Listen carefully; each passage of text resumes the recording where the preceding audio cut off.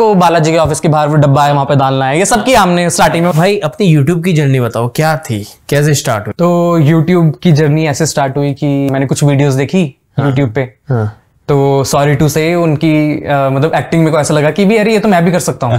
मतलब उनकी मेरे को ऐसा लगा था इनसे मैं बेटर वर्जन प्रेजेंट कर सकता हूँ। अभी मैंने लास्ट जो वेब सीरीज की वो एक खट्टा मीठा Z5 के लिए है। मैंने रोहित शेट्टी सर के साथ शूट किया वेब सीरीज। तो पुलिस वाली तो सलमान खान जी का कुछ तो फिल्म का ट्रेलर था, मैंने कहा उसके नीचे मेरी फिल्म वीडियो ट्रेंड कर रही है, ऐसे खुशी।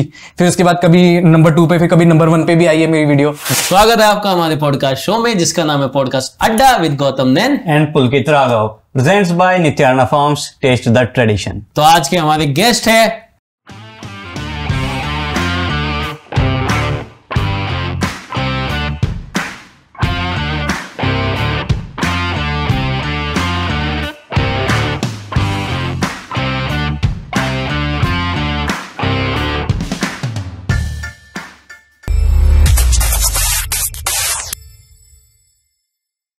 मोहक मीत। भाई थैंक यू सो मच। कैसा लग रहा है? बहुत अच्छा लग रहा है। बेसिकली हो कहाँ से? मैं हूँ चंडीगढ़ पंजाब से। अच्छा, पढ़ाई सब वहीं पे? पढ़ाई मेरी आधी चंडीगढ़ में हुई और आधी मुंबई में। कहाँ तक हुई? और चंडीगढ़ में मेरी कुछ थर्ड तक हुई होगी, थर्ड फोर्थ। फिर उसके बाद कंटिन्यू किया मैंने फिर मुंबई में। अच्छा। और पर मैं चंडीगढ़ में एज अ डांसर वहां पे पहले था, स्टार्ट करता था, डांस करता था चंडीगढ़ में। तो 3 साल की उम्र में मैंने पहला डांस परफॉर्मेंस किया था। और वो था मेरे डैड ने ही एक कल्चरल प्रोग्राम वहां पे ऑर्गेनाइज किया था। और उन्होंने मुझे स्टेज पे भेज दिया। म्यूजिक स्टार्ट हुआ, डांस करना शुरू किया, तो मेरे पापा को पता चल गया कि ये तो परफॉर्मर है। अच्छा। तो ये तो अब मतलब आगे जाके कुछ आर्टिस्ट ही बनने वाला है। फिर उसके बाद डांस करता रहा। चंडीगढ़ में ऐसी कोई भी जगह नहीं होगी जहाँ पे मैंने डांस नहीं किया है। अच्छा। वहाँ पे टैगोर थिएटर है, फिर 17 सेक्टर है हमारा, बहुत फेमस चंडीगढ़ में। वहाँ पे एक स्टेज है, सेक्टर 17। सेक्टर 17।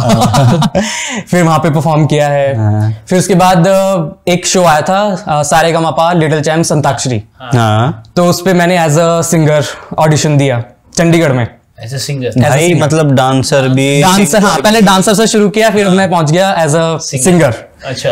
तो वो भी कैसे शुरू हुआ कि ऐसे कभी मैंने रैंडमली गाया होगा, तो पापा को लगा कि हाँ यार ये तो सिंगर भी है, ये भी सिंगर भी है। जो समझ में आया, चलो बेटा, चलो इसको इसमें भी भेज देते हैं।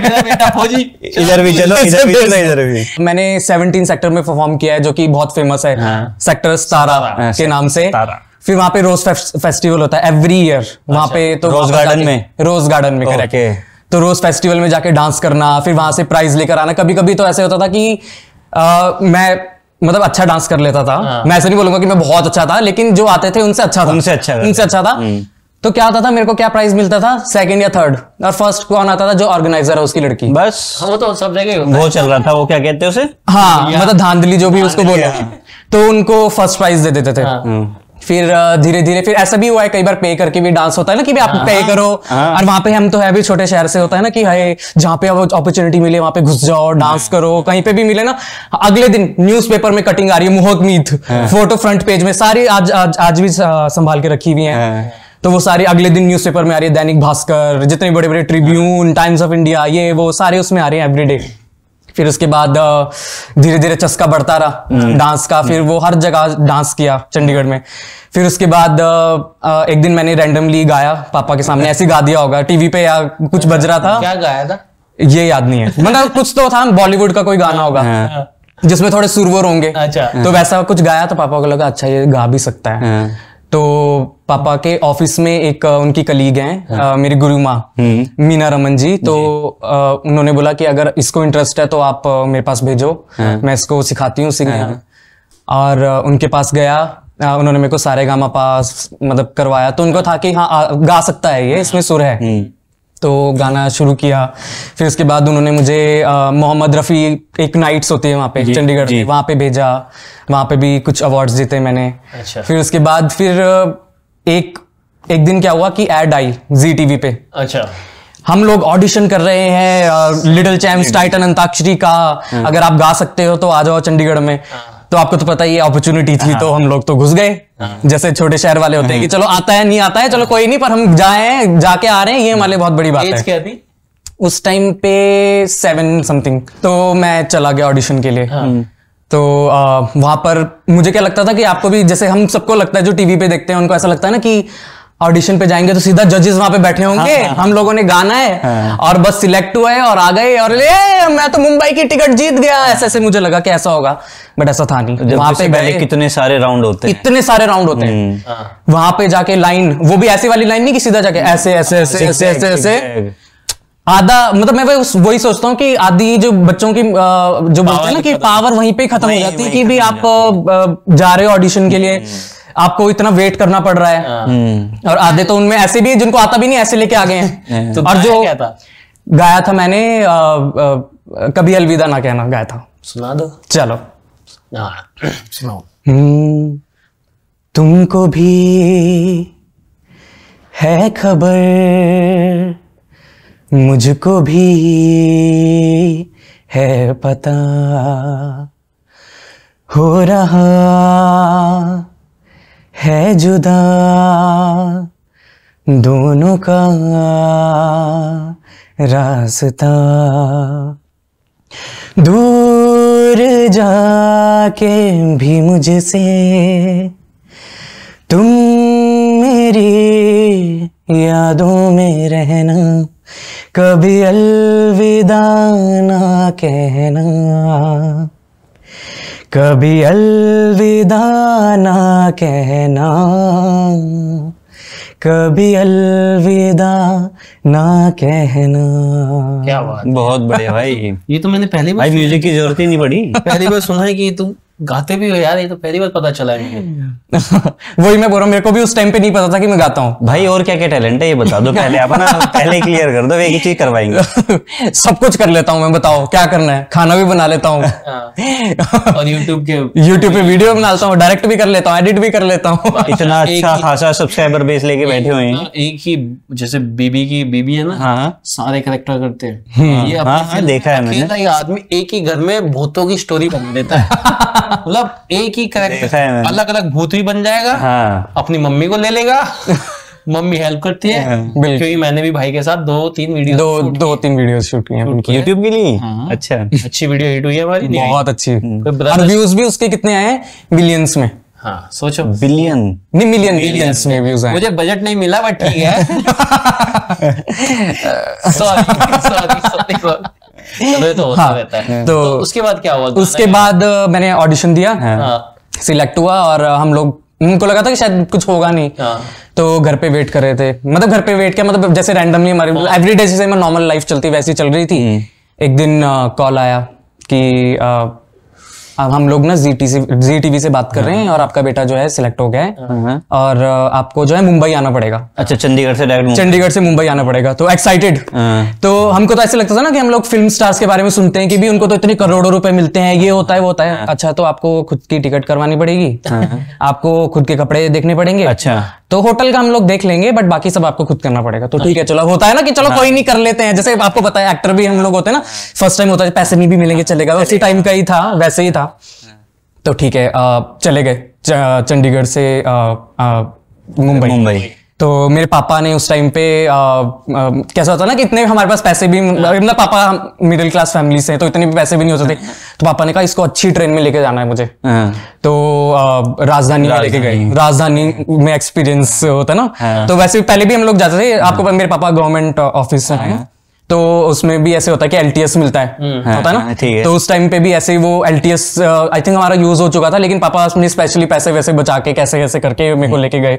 फिर उसके बाद वहां पे पहुंचे तो मेरी मम्मी चंडीगढ़ में, तो उनको भी कि भी कैसे होगा क्या होगा। मेरी मम्मी ने मेरे बेस्ट कपड़े होते हैं ना, एकदम अच्छे वाले कपड़े सिलेक्ट करके दिए हैं। और फिर वहां पे ये वाले पहनना, ये वाला अगर फर्स्ट राउंड होगा ना तो ये वाले कपड़े निकालना और इसको इस वाले से मैच करना और ये ऐसे ऐसे करना और अच्छे से परफॉर्म करना। डरने की तो जरूरत ही नहीं है, तो तू 3 साल की उम्र में परफॉर्म कर चुका है तो देखो तो पता है कैसे करना है। तो मैंने कहा ठीक है, हाँ जैसे माँ का काम होता है। तो पर मेरी मम्मी नहीं आई थी उस टाइम पे, मेरी मम्मी ट्रैवल नहीं करती, मेरे पापा आते थे और पापा को भी फिर छुट्टी लेनी पड़ी। फिर पहुंच गए हम लोग वहां पे। तो इतने सारे कंटेस्टेंट्स, मतलब कम से कम 50 कुछ तो टीम्स थी। तो जैसे वहां पे 3 टीम्स थे, सिंगर्स थे उनके, वो ऑलरेडी विनर्स थे। तो उन 3 सिंगर्स के उनकी टीम्स बनाई गई। हाँ, तो मैं एक टीम में सिलेक्ट हो गया। तो उसमें फर्स्ट हमारा फर्स्ट एपिसोड था, मेरे को भी अच्छे से याद है। फर्स्ट एपिसोड था, मेरे को था कि पता नहीं क्या होगा, सिलेक्ट होंगे कि नहीं होंगे। तो इससे जो सिलेक्ट होने वाला था वो सीधा सेमीफाइनल में पहुंच जाता। अच्छा। तो ऑडिशन दिया, सॉरी शूट किया, स्टार्ट हुआ। तो उसमें ऐसा था कि किसी की रैंडम, किसी बहुत बड़े सिंगर जैसे शान हो गया, सोनू निगम हो गया, तो उनकी जो है वॉइसेस सुनाई जा रही है। अब इनके आवाज पहचानो किस सिंगर की है, और उसका पहचानने के बाद आपको गाना गाना है। अच्छा। तो हम लोग, मैंने फट मेरे को आई जा रहा, बजर दबा रहे और जीत जा रहा राउंड। लास्ट में कुछ तो करते करते करते एकदम हम लोग जीत गए वो वाला एपिसोड, मतलब फर्स्ट में विनर हो गए हम लोग। फिर उसके बाद वापस से चंडीगढ़ गए। अब वापस से उनका क्या था, वापस से आपको सेमीफाइनल के लिए आना है, बाद में बुलाएंगे। हाँ, फिर वही आपको खुद की टिकट करनी पड़ेगी, खुद के कपड़े करने पड़ेंगे, ठीक है। अब वापस से शॉपिंग शुरू कर दी, अब तो और अच्छा दिखना है। फिर चंडीगढ़ में हर जगह न्यूज़पेपर में चंडीगढ़ का मोहक मीत आ रहा है, जी टीवी के लिटिल चैम्प्स अंताक्षरी में, ऐसे करते हुए हर चंडीगढ़ में हर जगह। तो लोकल के सेलिब्रिटी, तो लोकल का सेलिब्रिटी बन चुका था। फिर उसके बाद लोकल सिर्फ लड़कों का, लड़कियों का भी? दोनों का। उस टाइम पे एज क्या थी? उस टाइम पे वही 7। ओ बच्चे। हाँ, तो छोटा। तो वही शुरू हो गया, हर जगह न्यूज़पेपर में छप रहा है, ये वो सिंगर आ रहा है, ऐसे ऐसे। गया सेमीफाइनल में, सेमीफाइनल भी सारे राउंड क्लियर कर लिए, वापस आ गए। फिनाले में क्या, वही ग्रुप की टीम थी, तो हमारा ग्रुप जो है वो सेकंड आया। हम लोग जीत नहीं पाए। तो इस बार एक जो उनका 3 टीम में जो लीडर था, वो मतलब ब्लाइंड है, तो वो उनकी टीम उस टाइम पे विनर बनी। तो उसके बाद हम लोग वापस चंडीगढ़ आ गए। तो अभी वापिस आने के बाद वही था कि अब क्या करें, क्योंकि कैमरे के सामने अगर अब आपको पता रिलेटिव्स है ना कैसे उंगली करते हैं कि अरे आप दिखाई नहीं दे रहे, अभी क्या कर रहे हो। हाँ, मजे नहीं आते। हाँ, अरे क्या हुआ वो ना, और देखा सब है सब लोगों ने, लेकिन कुछ ना आपने देखा होता ना कैसे एक्साइटेड है ना। देखा था, लेकिन पता नहीं वो ना मिस हो गया। फिर वो ना हमने बीच से शुरू किया था, फिर ना हमने बंद कर दिया। फिर आधे तो मतलब कई तो सच में जो प्राउड फील करते हैं अपने खुद के, फिर दादा दादी भी खुश, सब लोग खुश, जो कि, और फिर मेरे नाना नानी शिमला में रहते, वहां से भी फोन कर रहे हैं, हमने देखा तेरा एपिसोड देखा। वो तो पागल हो गए होते ना सब, टीवी पे आ रहे, उनको यकीन ही नहीं हो रहा कि टीवी पे आया है हमारा बच्चा। और खानदान का पहला, सबको मतलब जैसे आप भी खानदान के पहले होंगे, आप भी खानदान के पहले होंगे, तो वैसे ही खानदान का पहला लौंडा जो टीवी पे आया।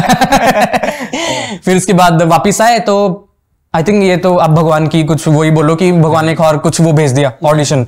उसमें था कि ओम शांति ओम आई थी शाहरुख खान की।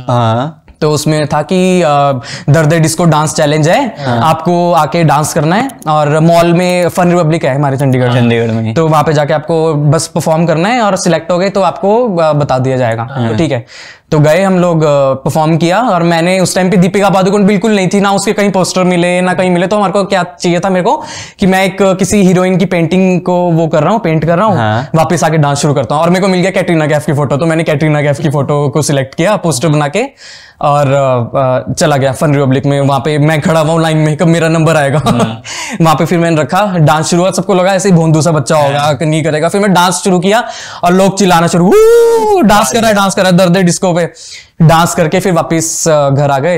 एक हफ्ते बाद CNN से फोन, CNN वालों ने ऑर्गेनाइज किया था, CNN से, आपका बेटा सिलेक्ट हो गया है, फराह खान ने आपके बेटे को जो है सिलेक्ट कर लिया है। हम लोग पागल हो गए, फराह खान ने मेरा डांस देखा है। तो फिर उसके बाद टीवी पे भी एड्स आनी शुरू होगी। तो उसमें फराह खान मैम बोल रहे हैं, Mohak why did you select Katrina का photo, I don't know, you should have selected Padukone. हमको बताया, हमारे को मिला ही नहीं उसकी फोटो। तो फिर उसके बाद लास्ट में क्या हुआ कि मैं फिलहाल तक नहीं पहुंच पाया। Reason voting. तो उन लोगों का क्या था कि आप वोटिंग करो, कि भी आप वोटिंग करोगे तो आप वहां पे जा पाओगे परफॉर्म करने के लिए। अब मेरे को ये नहीं पता कि रियल वोटिंग थी, हमने तो अपनी तरफ से पूरी जान लगा दी थी, सबको जहां भी मिल रहे हैं वोट करो वोट करो वोट करो वोट करो। तो बट वो नहीं उसमें, क्योंकि वोटिंग की वजह से रह गए। फिर उसके बाद हम लोग फिर वही एक्टिंग का वो कैमरा, तो बोलते हैं ना कि कीड़ा काट चुका था जी टीवी के, स्वाद लग गया था कैमरे का। फिर उसके बाद पापा की लकीली ट्रांसफर हो गई। कहाँ पे? मुंबई में। मुंबई का? हाँ, मतलब ये तो एक मतलब भगवान ने ऐसे हाथ पकड़ा हुआ था, ले जा रहा था। हाँ, ये चलो साथ में जाओ। हाँ, तो फिर उसके बाद पापा की ट्रांसफर हो गई, तो पापा कुछ टाइम पे यहीं पे पापा का पहला शुरू हो गया था, क्योंकि हमारा डिसाइडेड नहीं था कि क्या करना है, जाना है कि क्या करना है। तो पापा यहाँ पे आके पापा ने जॉब शुरू कर दिया। फिर उसके बाद पापा ये भी देखते थे कि टैलेंट एजेंसीज कहाँ हैं, क्या कर सकते हैं, पर कुछ पता ही नहीं चलता। आपको भी पता है, हम लोग इंडस्ट्री इनसाइडर होके भी हमको ये नहीं पता कि भी कहाँ क्या चल रहा है, सही बात है, कहाँ पे क्या चल रहा है, जेन्युइन कौन फेक। हाँ, और मैं अभी यहाँ पे हम लोग फिल्म सिटी के पास है, हमारे को भी नहीं पता बिग बॉस यहाँ पे शूट हो रहा है फिल्म सिटी में, है ना, पता ही नहीं होता कैसे क्या करना है। तो अभी फिर पापा ने बोला कि ये काम करो, कि अब तो है ही, उसको इंटरेस्ट भी है, तो काम करो तुम यहीं पे बॉम्बे शिफ्ट हो जाओ। तो हम लोग फिर मुंबई शिफ्ट हो गए। तो ऐसे मुंबई शिफ्ट हुए। हाँ, फिर दिल्ली ना लगे कि भी क्या होगा वहां जाके, है ना। पहले तो बहुत एक्साइटेड थे, यहाँ की लाइफ एकदम बोलते हैं ना, एकदम धमाकेदार, चंडीगढ़ की। जा रहे पार्टियों में, शादियों में जा रहे हैं, हर महीने तो मतलब 4-5 शादियां होती थी, वहां पे जा रहे हैं, एंजॉय कर रहे हैं, रिलेटिव्स हैं उनके साथ घर चले गए वीकेंड्स पे, ये कर रहे वो कर। बॉम्बे आए, 1 हफ्ते तक दिल्ली नहीं लगे, ये सोच के कि है यहाँ पे तो कोई है ही नहीं। फोन पे फिर रिलेटिव से बात कर रहे हैं, फिर सोच रहे हैं कैसे अपना टाइम पास करें, क्या करें। ऑडिशन का भी ये भी नहीं पता कि एक्टिंग कैसे शुरू होगा, क्या होगा। लोगों की सुना ना, जैसे झूठ बोलते हैं लोग मोस्टली, मैं सबको ये बता दूं, ऐसा कभी होता नहीं है। होगा तो मेरे को पता नहीं, बट ऐसा कभी नहीं होता कि कोई मॉल में एक्टर चल रहा है, आपको वहां पे मिला, अरे आप ना बहुत अच्छे लग रहे हो, चलो आपको हम लोग एक्टिंग का मौका देते हैं। ऐसा मैंने तो नहीं सुना कभी मेरे साथ होते हुए इतने साल। हमने ही सुना है, हाँ सुना है, but I do not believe it, क्योंकि ऐसा कभी होता नहीं है। वैसे मैंने के साथ शायद होता होगा, वो मेरे को पता नहीं है, बट मेरे को ऐसा लगता नहीं होता है। जिस तरह से लोग बोलते हैं ना कि हम लोग गए थे मॉल में, तो हम लोग भी ये सोचते थे कि कोई ना कोई स्पॉट कर लेगा। और ऐसा होता है ना कि नए नए मॉल्स जा रहे हैं, तो कुछ एक्टर्स जो कि देखे हुए हैं, उनको लगता था कि हाय कितने बड़े एक्टर हैं, इनको हमने देख लिया, ऐसा होता था। सेल्फी ले लो, हाँ सेल्फी ले लो वगैरह वगैरह। तो उस टाइम पे कुछ 4-5 महीने लगे होंगे, तब तक फिर मैंने मतलब तब तक स्कूलिंग वगैरह स्टार्ट हो चुकी थी। बट वही था कि एक्टिंग कैसे करना है, कैसे कहाँ जाना है, किसको कांटेक्ट करना है, कुछ पता ही नहीं है। तो मेरे पापा ने ट्रेन में देख ली एड कि अगर आपको एक्टर बनना है तो हमारे को फोन कीजिए, आपको हम लोग बॉलीवुड का सुपरस्टार बना देंगे, ऐसे ऐसे लिखा होता है। 2000 रुपए में 2000 रुपए में एंट्री फीस वगैरह वगैरह। तो पापा ने पढ़ लिया, तो पापा के पास मतलब वही मतलब इतनी वो नहीं थे कि भी क्या कैसे करेंगे, है ना। तो पापा ने बोला कि ठीक है एक बार ट्राई कर लेते हैं, तो चलते हैं। लोखंड वाला में उसका वो था एक, उसने छोटा सा एक वो खरीदा था ऑफिस सा। तो उसमें क्या किया था उसने, सारे बड़े बड़े मतलब टीवी वालों की फोटो लगाई हुई थी। होता है ना अट्रैक्शन के लिए कि अट्रैक्ट करूं मैं इनको, नए बकरों को हलाल करने के लिए। तो गए, तो देख रहे हैं आप, ये है इनको हम लोगों ने काम दिया है, देखो कहाँ पहुंच गए लोग। तो हम लोग खुश हो रहे हैं कि हाँ चलो एक, पर ये मेरे को बोलते हुए बहुत गंदा लग रहा है, बट मतलब थोड़ा होता है ना कि कितना कैसे मतलब बेवकूफ बनाते हैं लोगों को, उनके पैसों को कैसे मतलब लूट लें, कितनी गंदी बात है ये।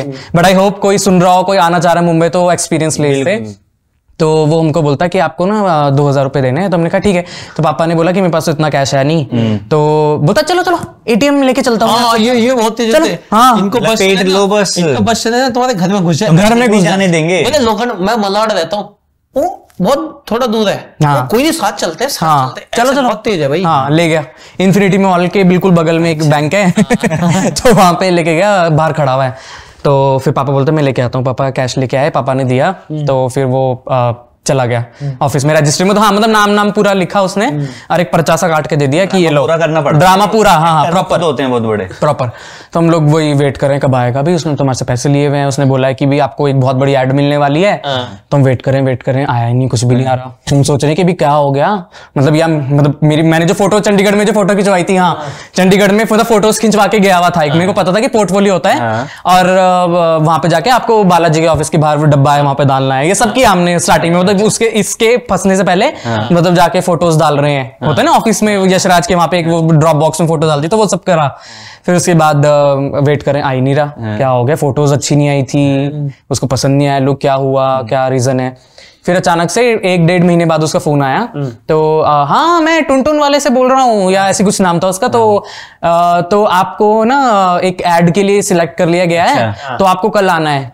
वो एक इमेज सोप, हाँ मेरे को याद है, इमेज सोप है। तो उसका फोटो शूट है। तो हम लोग बिल्कुल, आपको पता है ना डी मार्ट के बिल्कुल बगल में, वहां पे वर्सोवा में जो डी मार्ट है उसके बगल में एक फोटो स्टूडियो है। तो वहां पे लेके गए। तो वहां पे ऑलरेडी कितने, कम से कम 40 लोग होंगे। अच्छा, 40 कुछ गए थे। हाँ वही सारे लुटे हुए, मतलब वो लुटे हुए लोग थे। हाँ। तो उस लुटेरे से तो बेचारे कोई बूढ़े, कोई बेचारे कोई बुजुर्ग 60+, कोई बेचारे 50, कोई बच्चे छोटे छोटे उनके पेरेंट्स आए हुए हैं, कोई टीनेजर्स वगैरह सब। मैं भी छोटा था उस टाइम पे। तो वहां पे अच्छा ये आपके ना ये भैया जो है ये आपके पापा बनेंगे और ये आपकी मम्मी बनेगी, आपको बस खड़े होकर फोटो खिंचवानी है, और ये जो है ये बहुत बड़ा होर्डिंग लगेगा। तो हम खुश हो गए। तो होर्डिंग कहाँ लगेगा? ये ना बॉम्बे में नहीं लगेगा, ये कहीं बाहर लगने वाला है। तो हमने कहा चलो कोई नहीं, कहीं भी लगे तो हमारे को क्या है। तो उसके बाद हम लोगों ने वो कर लिया, फोटो शूट वगैरह कर लिया, और 2 फोटो उसने खींची टक टक, क्योंकि उसके भी तो अब कैमरा मैन को भी तो जवाब देना ना, उसको कितने पैसे के मतलब फोटो उसके पैसे होंगे, वो भी रेंट पे। तो खींच लिया फोटो उसने और भेज दिया। अब थोड़े दिनों बाद बेवकूफ बनाने के लिए नहीं, पेमेंट नहीं दी अभी तक, वो कुछ बताया नहीं था उसने। तो अभी कट्टू 1 हफ्ते बाद उसने वो पोस्टर बना के भेज दिया कि भाई हम लोगों ने ये बनाया है, भाई देख लो आपका है, कुछ तो किया आपने, आपके पैसे कहीं तो लगे हैं। तो हम लोग खुश हो गए कि हाँ ये आ गया है पोस्टर, कुछ तो हुआ है। तो उसने एड शूट का बोला कि अब तो ना इसका जो प्रिंट शूट हुआ अब इसका एड होगा, तो आप आ जाओ। वापिस गए वहां पे, वही भीड़ एक्टर की, मैं नहाता हूँ इमेज सोप से, तो ऐसे कुछ लाइन थी। तो फिर वही वो शूट वूट किया, तो बाहर और बकरों को वो हलाल करने के लिए बाहर खड़ा हुआ था, तो वो किया। वेरी नाइस, क्या शूट किया आपने, क्या शॉट दिया है, कमाल कर दिया, वाह मजा आ गया देखना, इससे तो आप कहाँ पहुंच जाओगे, ऐसे से चढ़ा दिया उसने हवे में। तो बाहर खड़ा हुआ था। तो आइए मेरी मम्मी, मेरे उस दिन मॉम गए थे क्योंकि पापा ऑफिस में थे, आइए साथ में, एक ना रेखा की बहुत बड़ी फिल्म बन रही है और वो उसमें ना ये बहुत अच्छे से जा रहा है मोहक, तो आप इसको करवा दो, इसके लिए आप कुछ नहीं बस 10,000 रुपए लगेंगे, तो आप इसको दे दो और देखना ये बहुत होगा, इससे नाम उसका हो जाएगा और काम मिलेगा। पैसे सोचो मत, आप बस पैसे दे दो और आप बस रजिस्टर करो और आप बस फिल्म आप चले जाओ और देखो फिर आप कहाँ पहुंच जाते हो। तो मेरी मम्मी को ना उस टाइम पे डाउट हो रहा था कि भाई पैसे ले ही जा रहा है लेकिन ये कुछ मतलब कर नहीं रहा, और वो भी हाँ मतलब वो लग नहीं रहा है कि हमको कहीं पहुंच रहा है काम, तो लग रहा था कि डाउटफुल है इसका काम।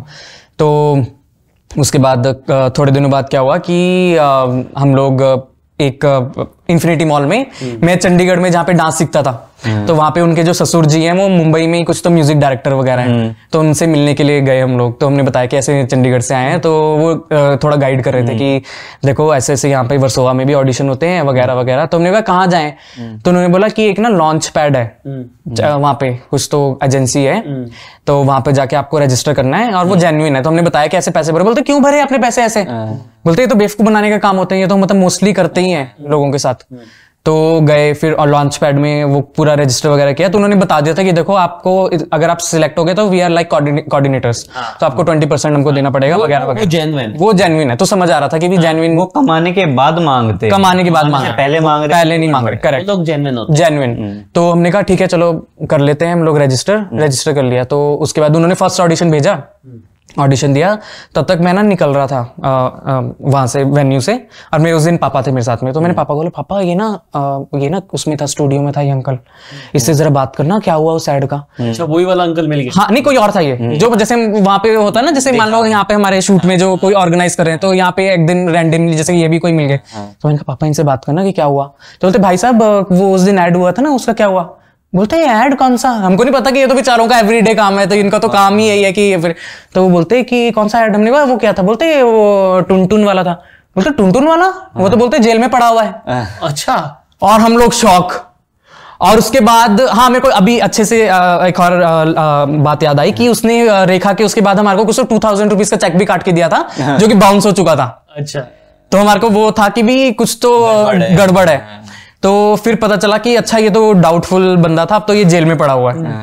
तो हमारे को क्या था कि मैंने पापा बोला इसको भी करो, ये भी था उसमें इसको भी करो कंप्लेंट। और बोलते इसका क्या लेना देना है, मतलब इसको थोड़ी पता है बेचारे को कि क्या हुआ है, इसको तो इसने तो सिर्फ वो उस दिन का वो लिया अपना काम किया, और मतलब इसको क्या पता आगे क्या होने वाला है ना। बट आपके साथ ऐसा हुआ है कभी? भाई मेरे साथ जब मैं नया नया आया था ना इस लाइन में, दिल्ली में मैंने स्टार्टिंग किया था। हाँ।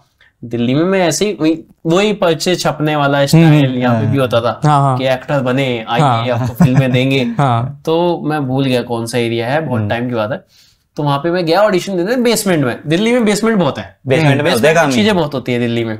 तो मैं बेसमेंट में चला गया, उन्होंने बोला ऑडिशन दो। मैंने ऑडिशन दिया, मुझे पता है मुझे कुछ नहीं आता है, एक्टिंग का ये नहीं आता उस टाइम पे, बस ऑडिशन दे दिया मैंने। और जैसे मैंने ऑडिशन दिया, अजीब सी लाइन ने जो बोली भी ना जाए मुझसे, बोला वाह क्या ऑडिशन दिया, थोड़ी कमाल कर दिया, कमाल कर दिया, पॉलिशिंग की जरूरत है तुम्हें ना, तुम्हारा पोर्टफोलियो बनेगा, तुम्हें ना 30,000 रुपए देने पड़ेंगे। हाँ। और मुझे पता है कि मैं सही नहीं कर रहा, मैंने अच्छा ऑडिशन नहीं दिया, पता है, मन में आ रहा है, मुझे पता है कि नहीं किया मैंने, कुछ आता ही नहीं, कहाँ से करूं। वो तारीफों के पुल बांधे मेरे, फोन आया मुझे, भाई आप बहुत अच्छा कर रहे हो, आपको ना हम बालाजी में लेके जाएंगे। बालाजी, यहाँ दिल्ली में सब बालाजी बोलते हैं, कुछ और नहीं बोलते, बालाजी में लेके जाएंगे। तो उस टाइम पे मैंने सोचा शायद सही बोल रहा हूँ भाई, अच्छा क्या हो, सही बात है। जब उसने तारीफ कर रहा है, जब कंटिन्यू फोन आ रहे हैं, हाँ। मम्मी को बोला, पापा को कि भाई 30,000 रुपए चाहिए, बोला हमारे पास नहीं है। तो कर ले जो करना है। उसके बाद मुझे बड़ा सही लगा, मतलब मैंने नहीं दिए, शायद अगर मैंने दिए होते तो शायद मैं इस लाइन में ना होता। तूने तब तक थिएटर ज्वाइन नहीं किया था? तो पता है हमें ना थिएटर में, हम दोनों साथ थिएटर किया है। अच्छा। मंडे हाउस में करते थे, हमारे सर थे गौरव शर्मा। अच्छा। उन्होंने एक चीज बोल दी थी स्टार्टिंग में कि इस इंडस्ट्री में कोई भी काम देने के अगर तुमसे पैसे लेना तो समझ लेना फेक है, क्योंकि इतनी बड़ी इंडस्ट्री है, तुम्हें काम देने के 2,000 रुपए नहीं लेगी वो तुम्हें ना लाखों दे सकती है। बिल्कुल। तो वहां से शायद मैंने अच्छा हुआ नहीं दिया, तो मैं यहाँ बैठा हूँ। पर आपको वो बात याद थी कि उस टाइम पे ये बताया हुआ है मुझे? नहीं, तो उससे पहले की बता रहे हैं। अच्छा, बहुत पहले की, इसलिए मैंने पहले पूछा थिएटर ज्वाइन किया था, नहीं किया था। अच्छा। फिर वो तो उसके बाद मॉडलिंग स्टार्ट की मैंने, तब जाके मैं थिएटर में घुसा। पर इस जाल में फंसते हर कोई एक ना एक बार। मैं नहीं फंसा, मैं कभी किसी को पैसा दिया नहीं। अच्छा। उस दिन के बाद मैंने समझ गया पैसा देना नहीं है, लेना है। बट अब देना पड़ता है, क्या करे।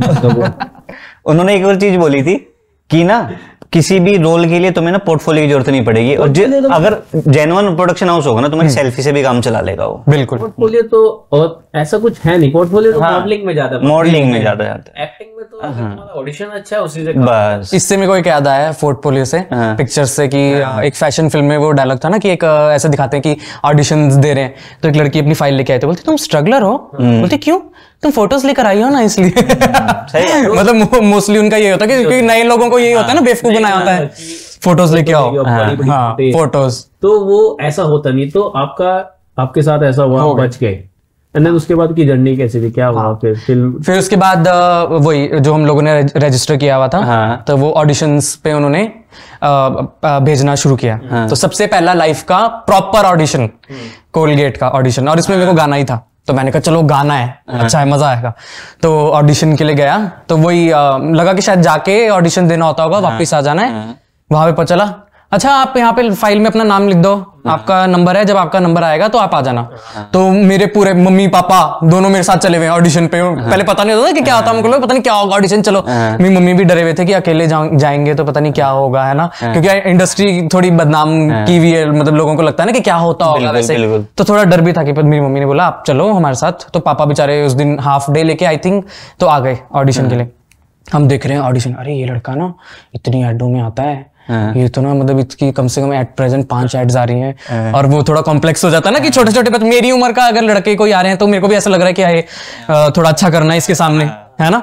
तो फिर और कई जो मम्मी के पार्ट्स के लिए आए हैं, जो पापा के पार्ट्स के लिए, वो भी देखे हुए हैं, नॉन फेस से सारे हुआ है, इनको उसमें देखा हुआ है। तो फिर मेरी ऑडिशन की बारी आई, तो क्या करना था कि उसमें गाना गाना था, और लड़का ऐसे कुछ तो स्क्रिप्ट थी कि रियलिटी शो में है, गाना गा रहा है, और गाना गाते गाते अचानक से दांत में दर्द हो जाता है, फिर वो रुकता है, फिर उसकी मम्मी कुछ तो टीवी के पीछे बैठ के उसको कोलगेट या समथिंग कुछ तो ऐड थी, दिया। फर्स्ट लाइफ का ऑडिशन शॉर्टलिस्ट, टॉप 3। तो मेरे पापा को फोन आया कि आप मुहकमीत के फादर बोल रहे हैं? तो पापा ने बोला हाँ। तो ना मुहकमीत शॉर्टलिस्ट हो गया है, तो कुछ तो 50,000 का आपको ये करना। मेरे पापा तो डर गए, पापा को लगा कि देने हैं मेरे पापा डर गए। मेरे पापा ने बोला कि अच्छा 50,000, तो मेरे पापा ना कंफ्यूज हो गए कि क्या है क्या ये। तो फिर पापा ने बोला कि मतलब देने की, बोलते नहीं ये बजट है हमारा, ये पर डे मतलब जो बजट है वो 50,000 है। तो हमने बोला ठीक है, 1 साल यूसेज होगा वगैरह वगैरह, ऐसे जो होता है। 1.5 लाख मतलब 1.5 लाख था। हाँ पहले एड में मिला। हाँ मतलब ये आप उनकी तरफ से आया था कि इतना बजट है, वो भी 1 साल की यूसेज का। अच्छा। तो मेरे पापा डर गए कि वही कि भी क्या होगा, 50,000 तो मैं मतलब 1.5 लाख कहाँ से लेके आऊंगा, 50,000 तक तो चलो कर सकते हैं जैसे तैसे, बट 1.5 लाख तो बहुत बड़ा अमाउंट है, कैसे करेंगे। तो मेरे पापा ने पूछ लिया उनको कि क्या हमको देना है आपको, तो बोलते नहीं ये बजट है हमारा, तो पापा ने बोला अच्छा, तो फिर फोन आया कि शॉर्टलिस्ट हो गया। तो वो तो नहीं पागल, शॉर्टलिस्ट हो गया, अच्छा क्या है शॉर्टलिस्ट का मतलब क्या होता है? तो वो ना पापा को भी नहीं पता। तो फिर हम लोगों को वही लॉन्च पैड से ही कॉल, जो एजेंसी था, तो वो देखो हमारा 20% है, हमारी बात हो चुकी है, आपको फोन आया था? पापा को पूछा उन्होंने, फोन आया था? पापा ने बोला हाँ फोन आया था। तो देखो अभी तो शॉर्टलिस्ट मतलब 3 हुए हैं, तो एक और बार वो रीटेस्ट करने वाले हैं इसके। तो इस बार वो जो है पेरेंट्स के साथ करेंगे और जो सिस्टर बनी है उनको साथ मिला के एक साथ ऑडिशन करेंगे। तो वापस से जाना पड़ेगा। अब अच्छा एक और ऑडिशन होता है आपके, ठीक है चलो। फिर उस दिन छुट्टी ली, छुट्टी लेनी पड़ती थी ना, तो गए ऑडिशन देने के लिए। ऑडिशन दिया तो वापस से वही गाया वगैरह, सेम एनर्जी के साथ, पूरी कॉन्फिडेंस के साथ, डरा हुआ था कुछ भी नहीं, क्योंकि मेरे को आदत थी पहले से कैमरा फेस करने की। तो ऑडिशन दिया, वापस आए तो फिर पता चला कि मैं एड में सेलेक्ट नहीं हुआ, तो मेरे को नहीं मिली वो एड। तो वो सबसे बड़ा पहला झटका था कि ये मत सोचो कि आपको सब कुछ मिल गया। पहले होता है ना, सबको लगता है कि एकदम से खुशी मिली और एकदम से आए, वो बोलते हैं ना हाथ आया पर मुंह ना लगा। पर पहले ऑडिशन में शॉर्टलिस्ट होना मिले बहुत बड़ी बात है। मेरे को वही है कि भी तो उसके बाद क्या हुआ कि वही ऑडिशंस दे रहे हैं।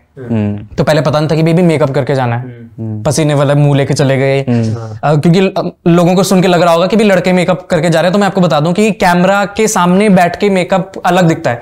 अगर आप मेरे को देख रहे होंगे तो ऐसा लगेगा कि आपको ये मेरी स्किन है, बट कैमरे के सामने अलग ही लगता है ना। तो इसलिए मेकअप करना पड़ता है। तो ये पता नहीं था कि भी पहले एकदम फ्रेश होके अच्छे कपड़े पहन के जाने हैं, बाल एकदम सेट करने, गंदे पसीने वसीने वाले मुंह लेकर हाय this is Mohak me this and that slate wait किया, ऑडिशन दिया, हो ही नहीं रहा। ऑडिशन दे रहे हैं, हो ही नहीं रहा, ऑडिशन दे रहे हो रहे हैं, सोच रहे हैं कि भी क्या गलत कर रहे हैं। हाँ गलत मतलब हो क्या रहा है, मतलब एटलीस्ट पता तो चले। अब वो रीजन थोड़ी बताते हैं कास्टिंग वाले, है ना।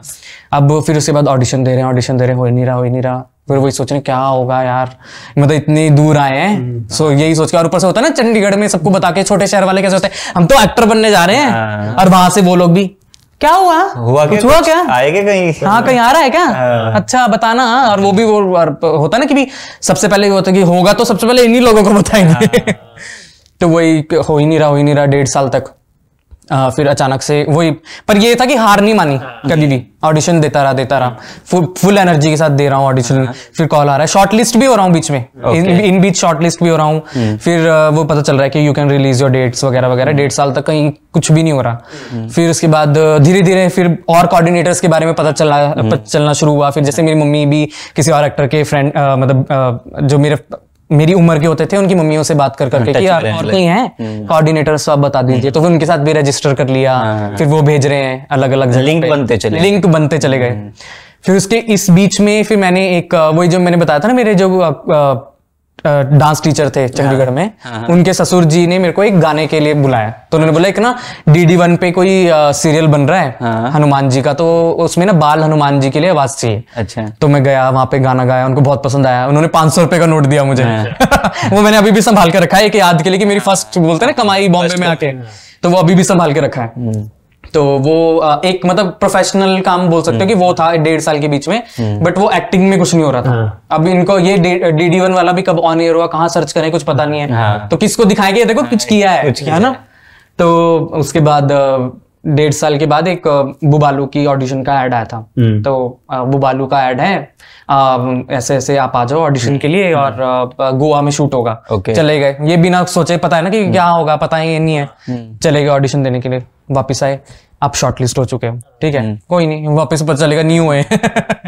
गए फिर ऑडिशन के लिए। फिर वो ऑडिशन चले ही जा रहा था, मेरे को याद है वो कम से कम 1 महीने तक वो ऑडिशन चले ही जा रहा था। मेरे को लग रहा है हो क्या रहा है, वापस से मेरे को कोऑर्डिनेट भेज रहा है। फिर मैं उनको बता रहा हूँ कि भी हो चुका है, मैंने दे दिया, मैं जाऊँ वापस। बोलते अगर दे दिया तो मत जाओ। फिर वो वापस से बीच में आ गया था कि शॉर्टलिस्ट हो चुके हैं। तो उन्होंने वापस से एक ना प्रत्युष गुप्ता नाम के डायरेक्टर, मेरे को अभी नहीं पता नहीं वो कर रहे हैं, मेरे को बहुत टाइम से उन्होंने बुलाया नहीं है, मेरे को पता नहीं कि वो अभी है कि नहीं, प्रत्युष गुप्ता कास्टिंग डायरेक्टर। तो एक दिन मैं ना वहां से ना इन्फिनिटी मॉल की तरफ से जा रहा था पैदल। तो पैसे बचाने के लिए पता नहीं कैसे करते हैं, पैदल पैदल जाओ, पैसे बचाओ, फिर वहां पे बस का वेट करो। तो वही सब हमने भी वही किया है, पैसे बचाने के लिए पैदल पैदल जा रहे थे। तो वहाँ पे कास्टिंग डायरेक्टर खड़े थे प्रत्युष गुप्ता। तो मैंने कहा सर वो ऑडिशन दिया था मैंने, उसका बुबालू का क्या हुआ? बोलते तू तो शॉर्टलिस्ट हो चुका है ना। मैंने कहा अच्छा, मेरे को पता नहीं इसके बारे में, को तो बताया नहीं। तो उन्होंने बोला कि और आई थिंक मेरे को लग रहा है शायद वो डायरेक्ट ऐड थी, किसी उसकी तरफ से नहीं थी, वो कोऑर्डिनेटर की तरफ से। मेरे को एग्जैक्ट याद जो भी था। तो चला गया आई थिंक। हाँ आगे की स्टोरी भी है इसकी, आगे की। तो उसके बाद मैंने उनसे पूछा तो बोलते तू तो शॉर्टलिस्ट हो चुका है, तो तू इस टाइम पे फ्री है क्या, गोवा में शूट है? मैंने कहा हाँ। तो एक बोलते ना उम्मीद जगा दी कि गोवा में मेरे को लग रहा है कि अगर कास्टिंग डायरेक्टर बोल रहा है तो कुछ तो होगा। तो उन्होंने बोला कि नेक्स्ट हफ्ते है, अगर होगा तो बता देंगे। तो फिर वापस घर आए तो पता नहीं था कि होने वाला है कि नहीं। तो अचानक से एक दिन पहले ही फोन आया कि कल निकलने का है गोवा का, और कल मतलब आपको टिकट्स वगैरह वहीं पे, उस टाइम पे आई थिंक पता नहीं होता नहीं था कि वो डिजिटल तरीके से ना कि भेज दें। आपको सीधा एयरपोर्ट में मिल जाना, वहां पे आपको हमारे ईपी मिलेंगे। अच्छा। तो उस दिन सुबह मेरी मम्मी ने मेरा बैग पैक किया और ले गई मेरी मम्मी मेरे को बैंड्रा में। वहां पे हम लोग मेरे लिए चड्डी खरीद रहे हैं, होता है ना गोवा जा रहा है कुछ चड्डी। और ना मेरी मम्मी ने पूछा कि मैं भी जा सकती हूँ, बोलते नहीं। फिर मम्मी ने नहीं रिस्क नहीं ले सकते, अगर हमने बोला मैं भी जाऊंगी तो कहीं उसके चक्कर में मेरे बेटे का नंबर ही ना कट जाए कि नहीं आप तो डिमांड कर रहे हो। मेरी मम्मी ने बोला चला जा कोई नहीं, और उस टाइम पे बहुत छोटा, तो मम्मी ने चला जा कोई नहीं, वहां देख लेंगे जो भी होगा, मतलब ध्यान तो रखेंगे, ऐसा तो है नहीं कि मतलब ऐसे लाभार्थी से छोड़ देंगे, है ना। तो फिर एयरपोर्ट पहुंच गए, तो ट्रेन में ट्रैवल करके बैग उठा के पहुंच गए एयरपोर्ट। वहां पे डायरेक्टर वगैरह सब लोग, वहीं पे टीम पूरी रेडी थी।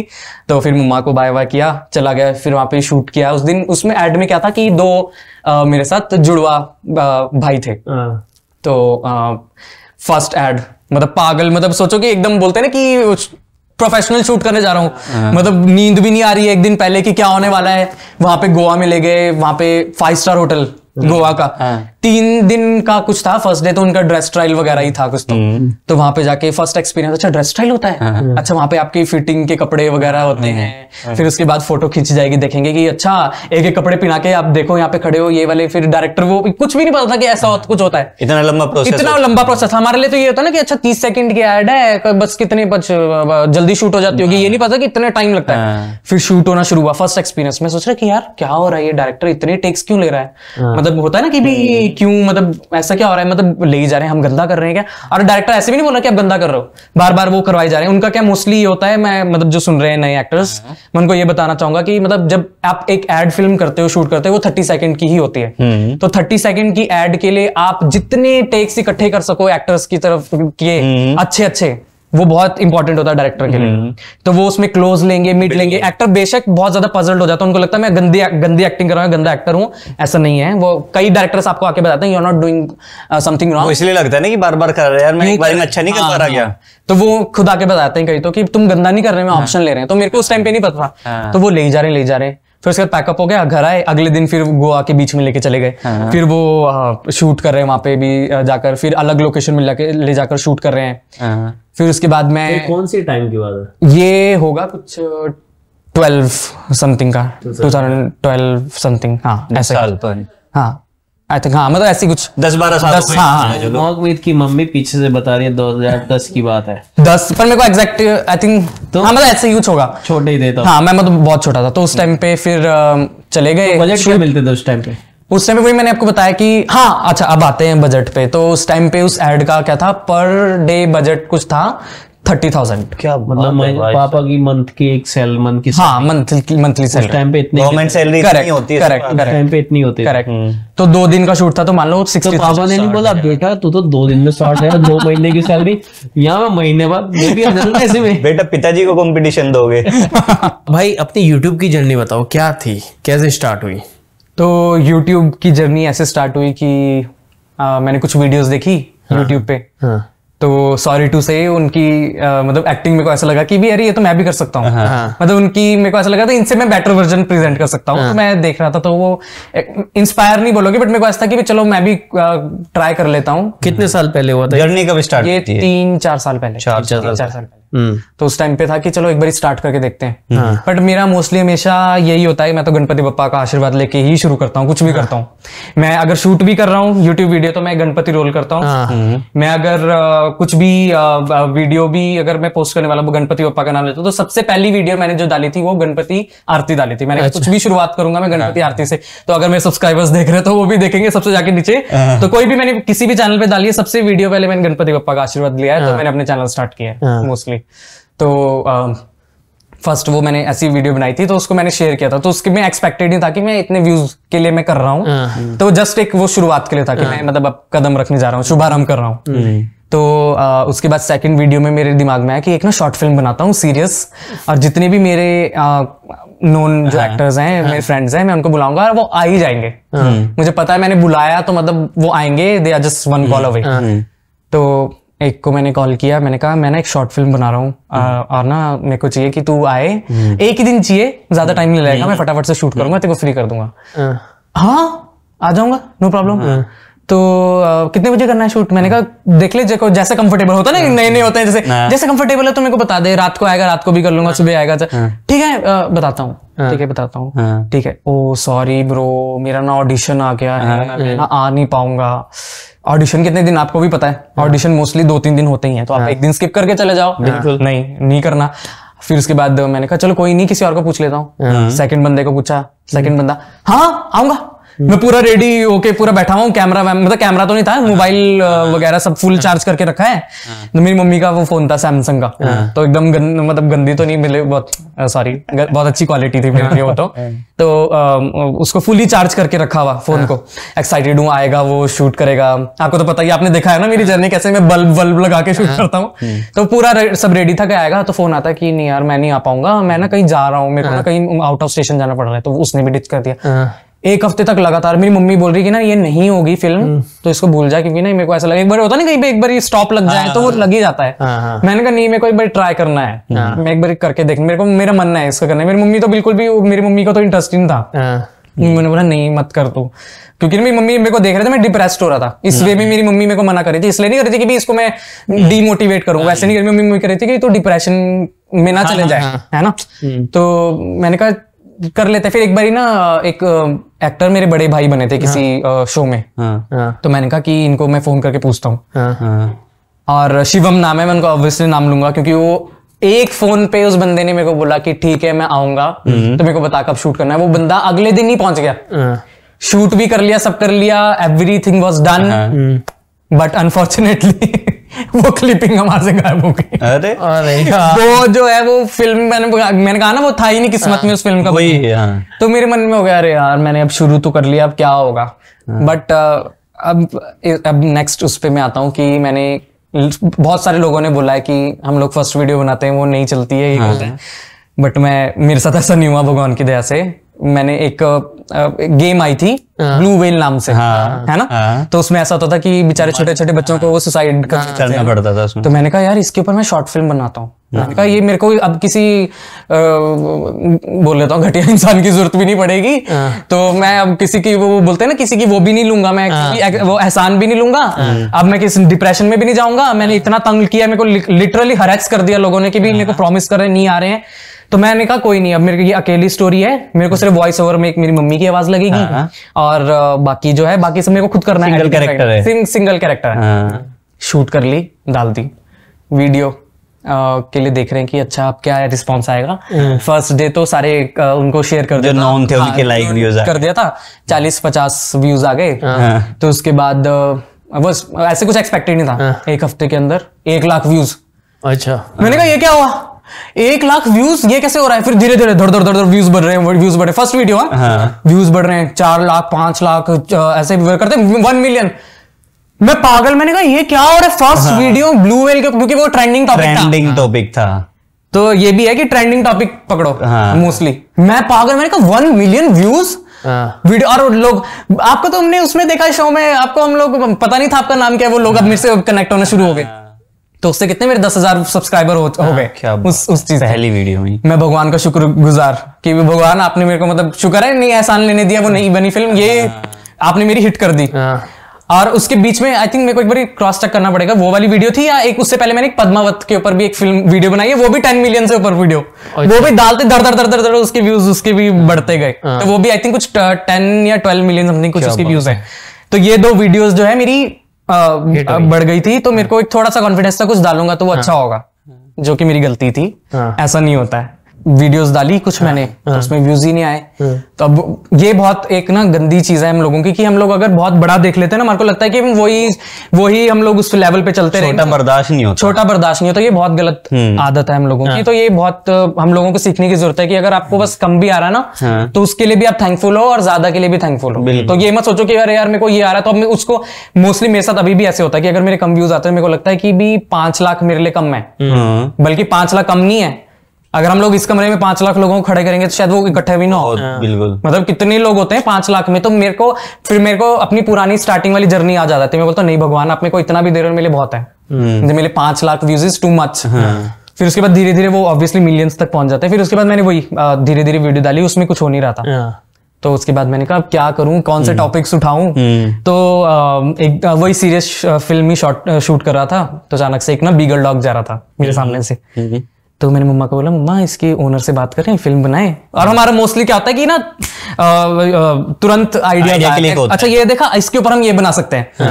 तो मेरी मम्मी ने एक ना मेरी मम्मी, क्योंकि मेरी मम्मी है मास्टरमाइंड स्टोरीज के पीछे सारे, कि ऐसे बनाएंगे, ये बनाएंगे, वो बनाएंगे। मेरी मम्मी कैमरा हैंडल करती है, तो सब लोग मेरी मम्मी को पता है कि भी कैसे क्या करना है। तो मेरी मम्मी ने बोला इसके एक ना ऐसी शॉर्ट फिल्म बनाते हैं कि एक डॉग है, और वो डॉग जो है वो चुपके से वो लड़का जो है उसको लेकर आ गया अपने घर में, बहुत प्यार है उसको, ऐसे ऐसे करके हमने तो किया। तो उस लड़की को अप्रोच किया, तो बोलती कर लेते हैं ना शूट, नो प्रॉब्लम। तो फिर एक सीमा आंटी हैं जो कि मेरी बहुत वीडियोस में मेरी मम्मी बन चुके हैं, वो भी स्टार्टिंग से मतलब हमारे साथ हैं। तो लव यू सीमा आंटी।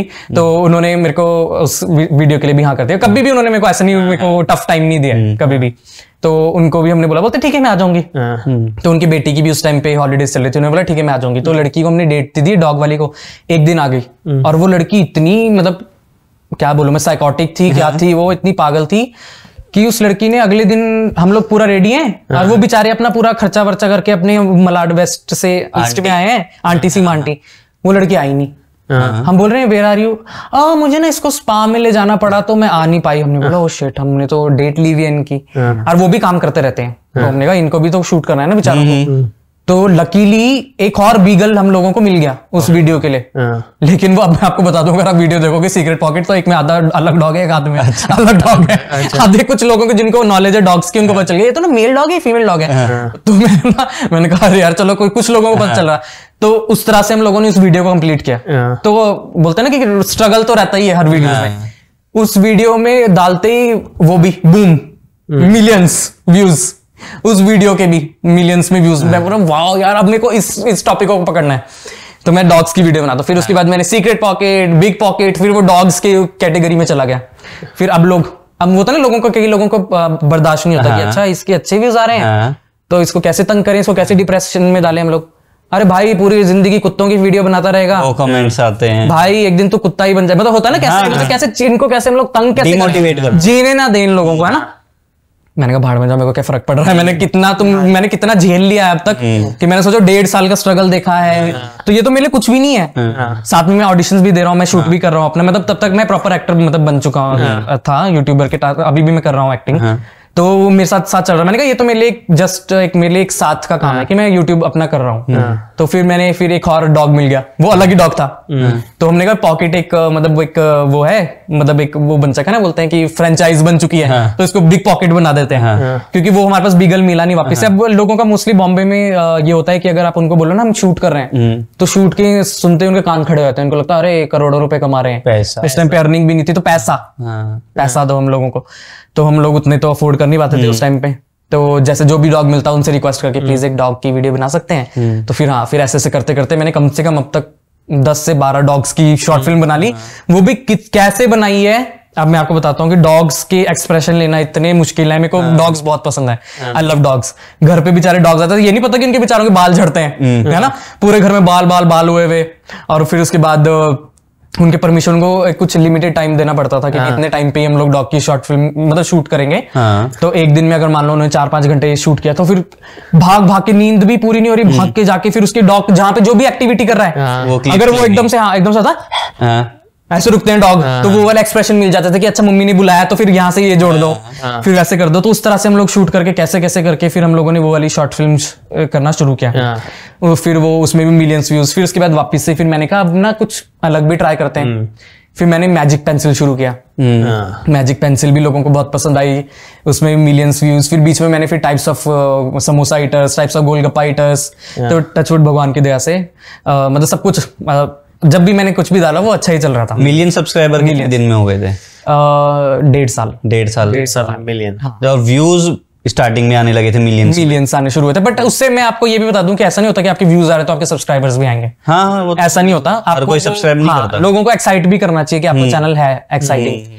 तो उसके बाद इसके लिए हमें ना कंटिन्यू रहना पड़ता है। कंटिन्यू रहना बहुत जरूरी है। अगर आप ये सोचोगे ना कि भी अगर मैं एक वीडियो, अगर बड़े कोई यूट्यूबर हैं जिनके 20-20, 30-30 मिलियन है, वो वीडियोस डाल रहे हैं, उनका आप बोल सकते हो कि भी चलो यार मैं अगर बीच में नहीं डाल रहा हूँ तो चलता है ना, तो वो उनका उस तरह से ही होता है। बट वैसे अगर नए बंदे हैं, नए स्टार्टिंग है, कंटिन्यू करते रहो। आप हफ्ते में एक वीडियो चाहिए, एक वीडियो तो चाहिए। हफ्ते में एक वीडियो तो महीने में 4। आपकी कैपेसिटी पे कितना आप बना सकते हो। हाँ, मतलब अगर कंटिन्यू रहना है तो हफ्ते में एक वीडियो तो चाहिए ही चाहिए। और इस टाइम पे आपका टीवी में क्या बड़ा चल रहा था यूट्यूब के साथ साथ? मैं एड्स कर रहा था। एड्स चल रहा। हाँ, तो यूट्यूब से कभी फायदा हुआ कि टीवी में, फिल्मों में चांस मिला ऐसे कि मैंने यूट्यूब में? नहीं, ऐसा नहीं हुआ। यूट्यूब क्योंकि मैं ऑलरेडी, मेरे को तो कास्टिंग डायरेक्टर्स जानते थे एज अ मॉक, तो बट उनको ये नहीं पता कि ये यूट्यूबर भी है अभी। बट मैं साथ में ये भी बता दूं कि स्टार्टिंग में ये भी होता था लोगों को, जितनी भी है ना अभी अब जो आ गए हैं बड़े यूट्यूब पे, मैंने कभी भी यूट्यूब को छोटा नहीं समझा। I am so thankful to YouTube. बहुत बड़ा है, बहुत बड़ा यूट्यूब है, हमेशा से थैंकफुल रहूंगा। यूट्यूब ने अर्निंग भी दी है, नाम भी दिया है, और मतलब कहीं भी जाता हूँ लोग मुझे अभी भी पहचानते हैं ना। तो कई लोग स्टार्टिंग में यूट्यूब पे बना रहे हो, नो स्टार्टिंग में ये था यूट्यूब डेट्स। हाँ, यूट्यूब पे यार, यूट्यूब हु डू यूट्यूब यार, यूट्यूब थोड़ी करते हैं तुम, वो थोड़ी हो। अब मेरे को यूट्यूब ही करना था तो मैं अपने घर पे बैठ के कर लेता, मैं क्यों करूँ यूट्यूब। अब वही लोग आज टीवीएफ भी कर रहे हैं, पॉइंट। आज वो लोग वो सब गरलियापा वगैरह थे वो भी कर रहे हैं, है ना। फिर उसके बाद सारे चैनल्स पे अब तुम क्यों जुड़ रहे हो, तुम्हारे लिए तो छोटा था ना। तो कहने का मतलब है कोई भी प्लेटफॉर्म कभी भी छोटा नहीं होता। बिल्कुल, पॉइंट है ना। उसको इज्जत दोगे वो तुम्हारे को तभी इज्जत देगा, रिस्पेक्ट। क्योंकि मैंने स्टार्टिंग से ही मैंने जान मार के इस पे काम किया, तो तभी मेरे काम ने मेरे को रिस्पेक्ट दी। पॉइंट। मैंने रिस्पेक्ट दी तो सामने से भी आपको रिस्पेक्ट मिलेगी। तो आपकी सबसे पहली इनकम क्या आई थी यूट्यूब से? मेरी सबसे पहली इनकम आई थिंक कुछ 10,000। तो शायद फर्स्ट वीडियो से आ गई हो, क्योंकि फर्स्ट वीडियो में 10,000 रुपीज। फर्स्ट वीडियो से आ गई होगी 10,000 रुपीज। हाँ, मतलब इतनी वीडियो 10,000। पैसा कितना लगा? कुछ भी नहीं। पैसा कुछ भी नहीं लगा, पर मेहनत बहुत लगी, सैमसंग वाला मोबाइल लगा, दिमाग बहुत लगा कि भी कैसे करना है ना। और उसके अलावा साथ में मैं ये भी बता दूं कि मेरी अभी भी बहुत स्लीपलेस नाइट्स होती हैं, टाइम ही नहीं मिलता सोने के लिए। मेरे ना हड्डियां तक काम जाती है, मैं लिटरली आपको बता रहा हूँ, कुछ मैं ऐसे बढ़ा चढ़ा के नहीं बोल रहा। नींद आ रही है और कैसे करके है ना, ऐसे करके अपने आप को उठाना पड़ता है कि नहीं ये करना है, पूरा कंप्लीट करना है, ये पूरा कंप्लीट भी खुद करते हो? हाँ, कई बार मैं करवाता हूँ, कई बार मैं खुद करता हूँ। अच्छा। तो मेरे को क्योंकि मेरे को ऐसा लगता है मैं किससे करवाऊंगा ना प्रॉपर, मेरे को ऐसा लगता है कि नहीं कर पाएगा। हाँ। जैसे जो मेरे को चाहिए खुद के माइंड में होता है, मुझे ऐसा चाहिए, इसमें ये म्यूजिक चाहिए। एक्टर भी तो 4-5 बन जाता है भाई। बिल्कुल। तो अब ये बताओ, अब कितनी इनकम आती है यूट्यूब से? फॉलोवर्स मैं एग्जैक्टली सब्सक्राइबर बताओ कितने? अभी मेरे कुछ 6 मिलियन प्लस सब्सक्राइबर्स हो चुके हैं। अच्छा। अर्निंग मैं नहीं बता पाऊंगा, आई एम सो सॉरी, बट कितनी नैनो महीने में? रफली आइडिया कितनी नैनो ले सकते हो एक महीने में? नैनो नाना नानी नैनो अरे मेरे को सुना है नाना। आई थिंक आप कितनी कहती है नैनो? 1.5 लाख की? नहीं, फिर तो लोगों को पता चल जाएगा। चलो मैं आपको ऐसे बताता हूँ कि आप इसको हम वो कर ले। हाँ, मतलब से लेके के बीच में आप महीने। ओ, ये तो बट इट ऑल्सो डिपेंड्स। मैं सबको ये बता दूं, ऐसे नहीं होता कि भी एक ही हर बार सेम आएगी, कम सेम नहीं होती, कभी बढ़ता है कभी कम होता है, बीच में आती रहती है। हाँ, ऊपर भी चली जाती है, कम भी हो जाती है। यार बहुत है यार। और जो आप एक ही वीडियो में आप मल्टीपल कैरेक्टर्स करते हो, उसका रीजन क्या है? क्या जब लोग पहले आते नहीं थे, बिल्कुल भरोसा उठ गया, मैं खुद ही कर लेता हूँ? बिल्कुल यही रीजन है, बिल्कुल यही रीजन है। मैंने एक तो अगर मेरे में टैलेंट है तो मैं क्यों ना उसका इस्तेमाल करूं। बिल्कुल। मेरे को बिल्कुल भी शर्म नहीं आती कि मैं अगर लड़की का कोई कैरेक्टर प्ले कर रहा हूँ, मैं बापूजी भी बन रहा हूँ, मैं उसमें जेठालाल भी, मेरे को बिल्कुल शर्म नहीं आती कि अरे एक ही क्यों कर रहा है। मैं तो मेरे को ऐसा लगता है कि अगर आपके पास है टैलेंट, कोई शुरू करने जा रहा है, तो अपने आप किसी की हेल्प लेने की जरूरत नहीं है। खुद में आप इतने सक्षम बनो कि आप खुद कर सको, पॉइंट है ना। तो मतलब घर का पैसा घर में ही रखा हुआ है तुमने? बिल्कुल सारा ऐसा भी नहीं है, वो एक्टर्स को भी दिए हैं, एक्टर्स भी आते हैं, देने स्टार्ट हो गए। नहीं मैंने पहले से, क्योंकि मैं आपको बता दूं, मैं जैसे मैंने आपको पहले से कहा है कि मुंबई एक ऐसी जगह है जहाँ पे सारे एक्टर्स ही हैं, प्रोफेशनल है, कुछ सारे प्रोफेशनल हैं। अब मैं आपको ऐसे कुछ दिल्ली के यूट्यूबर्स अगर बता दूं, या आप आशीष चंचलानी ले लो या हर्ष बेनीवाल ले लो, उनके जो फर्स्ट वीडियो में जो एक्टर होगा ना या फ्रेंड होगा, वो अभी तक जुड़ा हुआ है, क्योंकि इन लोगों को इतनी एक्सपेक्टेशन नहीं होती यहाँ पे, है ना। पर वहां पे मुंबई में लोगों के पास एक्सपेक्टेशन नहीं है कि पैसे दो पैसे, तो मैंने हमेशा से ही पे किया है लोगों को। मोहक भाई, लॉकडाउन हुआ, क्या था लॉकडाउन में, किसी के पास काम नहीं था, तो आप लोग क्या करते, तब भी यूट्यूब बना रहे थे? हाँ, मैं अब बताता हूँ कि यूट्यूब वैसे तो जो भी हुआ बहुत गंदा हुआ कोरोना के टाइम पे, लॉकडाउन के टाइम पे, लेकिन कुछ चीजें मैं बोलता हूँ कि अच्छी भी हुई। जैसे कि एज एन एक्टर भी मैं बोलूंगा कि जैसे हमारे को पहले ऑडिशन देने जाना पड़ता था, लेकिन अब वो कम हो चुका है, वो आप घर से मंगा सकते हैं। एक तो एक्टर्स के पैसे भी बच जाते हैं, एक तो आप अपना बेस्ट टेक भेजते हो, आपको ये नहीं होगा कि क्या करवाएगा, है ना। और पर ये भी मेरे साथ ये भी अच्छा हुआ कि मैं खुद पर डिपेंड हो गया था, मेरे को अभी किसी एक्टर की जरूरत नहीं थी। तो मैंने जितने भी शूट किए, अब वो मैं ऐसी स्टोरी चुनने लगा जिसमें मैं ही हूँ, तो मैंने अब ऐसी स्टोरीज बनानी शुरू कर दी। तो लॉकडाउन के टाइम पे अगेन मैं भगवान का बहुत शुक्रगुजार हूँ कि भगवान ने यूट्यूब रखा ऑप्शन, कि क्योंकि एक्टिंग शूट तो था ही नहीं, इंडस्ट्री पूरी ठप पड़ी थी, ना कोई शूट चल रहा है ना ऑडिशन है, तो कुछ भी नहीं हो रहा था उस टाइम पे। तो YouTube की वीडियोस की वजह से अर्निंग हो रही थी, और YouTube भी कर रहा था, तो एक साथ में माइंड भी एक वो था कि कुछ एक्टिव है, कर रहे हो, है ना। और सबसे अच्छी बात ये भी थी, अब सारे कैरेक्टर आप खुद ही करते थे, किसी की जरूरत ही नहीं पड़ी। बट ऑल्सो जितने भी लोगों ने काम किया उनके लिए भी मैं बहुत थैंकफुल हूँ, उन्होंने भी काम किया है। बट इस टाइम पे ऐसे हो रहा था कि मैं खुद पे ही डिपेंड हो गया था करने के लिए, है ना। तो फिर लॉकडाउन के टाइम पे वीडियोस बनानी शुरू की, बट अब ऐसा हुआ है कि मेरी आदत छूट गई किसी को बुलाने की, अब मैं सारी खुद ही वीडियो शूट कर रहा हूँ।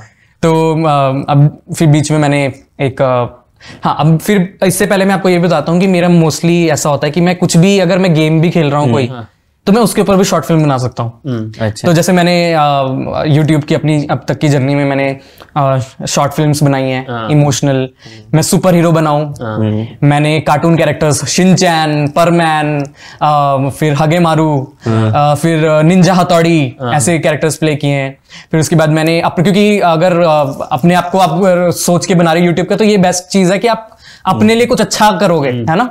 तो अब मैंने अपने लिए अच्छी चीजें मतलब सिलेक्ट करके वीडियोस बनानी शुरू की कि मैं कुछ बनाता हूं ताकि मुझे भी कुछ अलग करने को मिले, है ना।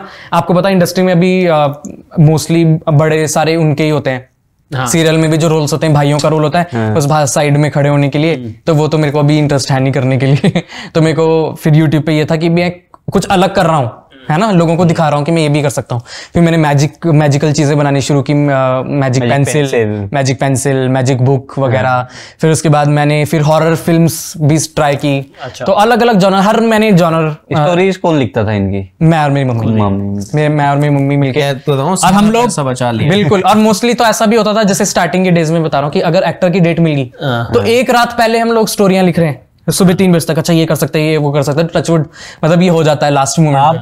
स्टोरी के अकॉर्डिंग एक्टर नहीं पकड़ते थे, एक्टर के अकॉर्डिंग स्टोरी बनाते थे।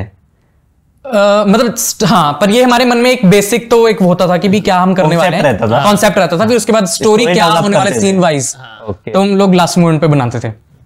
तो उसके बाद फिर लॉकडाउन के टाइम पे भी अलग अलग तरह की स्टोरीज बनाई।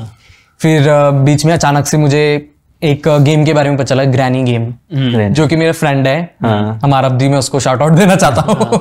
मेरा बहुत खास फ्रेंड है वो अमार अब्दी। तो उसने वो मतलब मेरे लिए स्टार्टिंग से मेरे साथ जर्नी में रहा है यूट्यूब की। तो उसने मेरे को बताया कि हाँ, मेरे को वो थंबनेल्स में मेरी हेल्प करता है। तो वो मेरे लिए मतलब बहुत जिगरी मेरा दोस्त है वो। तो उसने मेरे को बताया कि एक गेम आई है ग्रैनी। तो मैंने कहा अच्छा क्या है इसमें? तो बोलते हैं ऐसे ऐसे गेम है, तो इसको गेमिंग चैनल जब आप स्टार्ट करोगे तो ट्राई करना। मैंने कहा ठीक है, गेमिंग चैनल के लिए मैं स्टार्ट करा था, ट्राई किया तो लोगों को बहुत अच्छा रिस्पॉन्स आया। तो मैंने उस गेम को देखा, मैंने कहा यार अभी तक किसी ने इसके ऊपर ना सीरियस शॉर्ट फिल्म नहीं बनाई है, मैं ट्राई करता हूँ सीरियस शॉर्ट फिल्म बनाने के लिए। मैंने उस फिल्म को शूट कर लिया और उस टाइम पे मेरे को ऐसा पता नहीं कैसा रिस्पांस हो गया। मैंने अपलोड करके सो गया कि बहुत थका हुआ था, इतनी उसमें इतनी सारी चीजें, क्योंकि गेम से उठा के आपको रिकॉर्ड करके करना है, तो इतना मैं टायर्ड हो चुका था उसको शूट करके, और वो एडिट करके मैं सोया हुआ था। जो उठ के देखा तो एक ही दिन में कितने 5 लाख व्यूज 4 घंटे के अंदर। मैंने कहा oh my God what is happening. वो गेम ट्रेंडिंग में था उस टाइम? वो गेम हमेशा ट्रेंडिंग पे रहती है। अच्छा। मैंने कहा ये क्या हो रहा है, 5 लाख व्यूज, रात को सोते सोते 9 लाख। मैंने कहा हाय मैं रिलोड करूं मिलियन हो जाए, हाय एक ही दिन में मिलियन हो जाए, रिलोड के मिलियन। मैंने कहा मम्मा मिलियन व्यूज हो गए एक दिन में, हम लोग पागल। हमने बोला अब मैं एक चीज और बताना चाहूंगा कि आप मोस्टली अगर आप यूट्यूब पे बनाना चाह रहे हो ना, ये नहीं बोल रहा कि मैं आप ये ग्रैनी की ही वीडियोस बनाऊं। अब जैसे आप लोग पॉडकास्ट की वीडियोस बना रहे हो, अभी आपके अगर लोगों का ये फेवरेट हो गया, अगर आप कुछ और करना चाहोगे ना तो लोग उसको पसंद ही नहीं करेंगे, है ना। तो अब अगर आप YouTube पे कुछ भी बना रहे हो तो उस चीज को पिक करो जो लोग आपकी वीडियोस को पसंद कर रहे हैं। जैसे मैंने डॉग्स की वीडियो बनाई, लोगों को बहुत पसंद आई तो वो लोग देखते थे, उनको एक इंटरेस्ट बन गया उसमें। मैंने ग्रैनी की वीडियोस बनानी शुरू की तो अब मैंने देखा कि किस चीज पे लोगों का ज्यादा इंटरेस्ट आ रहा है, तो मैंने उस पर फोकस करना शुरू किया। मतलब जो चीजें पसंद कर उस पे बनाओ। फिर मैंने ग्रैनी की वीडियोस बनानी शुरू की। फिर धीरे धीरे फिर मैंने कहा यार तारक मेहता का उल्टा चश्मा बनाते हैं। फिर मैंने तारक मेहता के उल्टे चश्मे पे वीडियो बनाई। फिर दया भाभी के बारे टप्पू के पापा, अरे टप्पू के पापा आप क्या कर रहे हो यार, डॉबी बोलती है क्या, अरे आप बताओ ना क्या करना है, जटिया क्या कर रहा है तो चल रहा ऐसे करके। मैंने कहा ये तो मैं कर सकता हूँ क्योंकि मैं तो एक्टर हूँ। मैंने कहा ट्राई करता हूँ।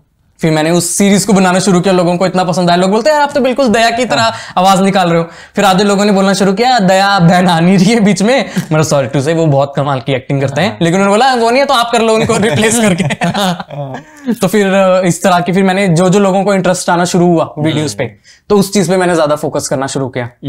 फिर I am so thankful to my audience कि वो मेरे को जब भी मैं कुछ वीडियो डालता हूँ तो उसको वो देखते हैं, इतना प्यार देते हैं।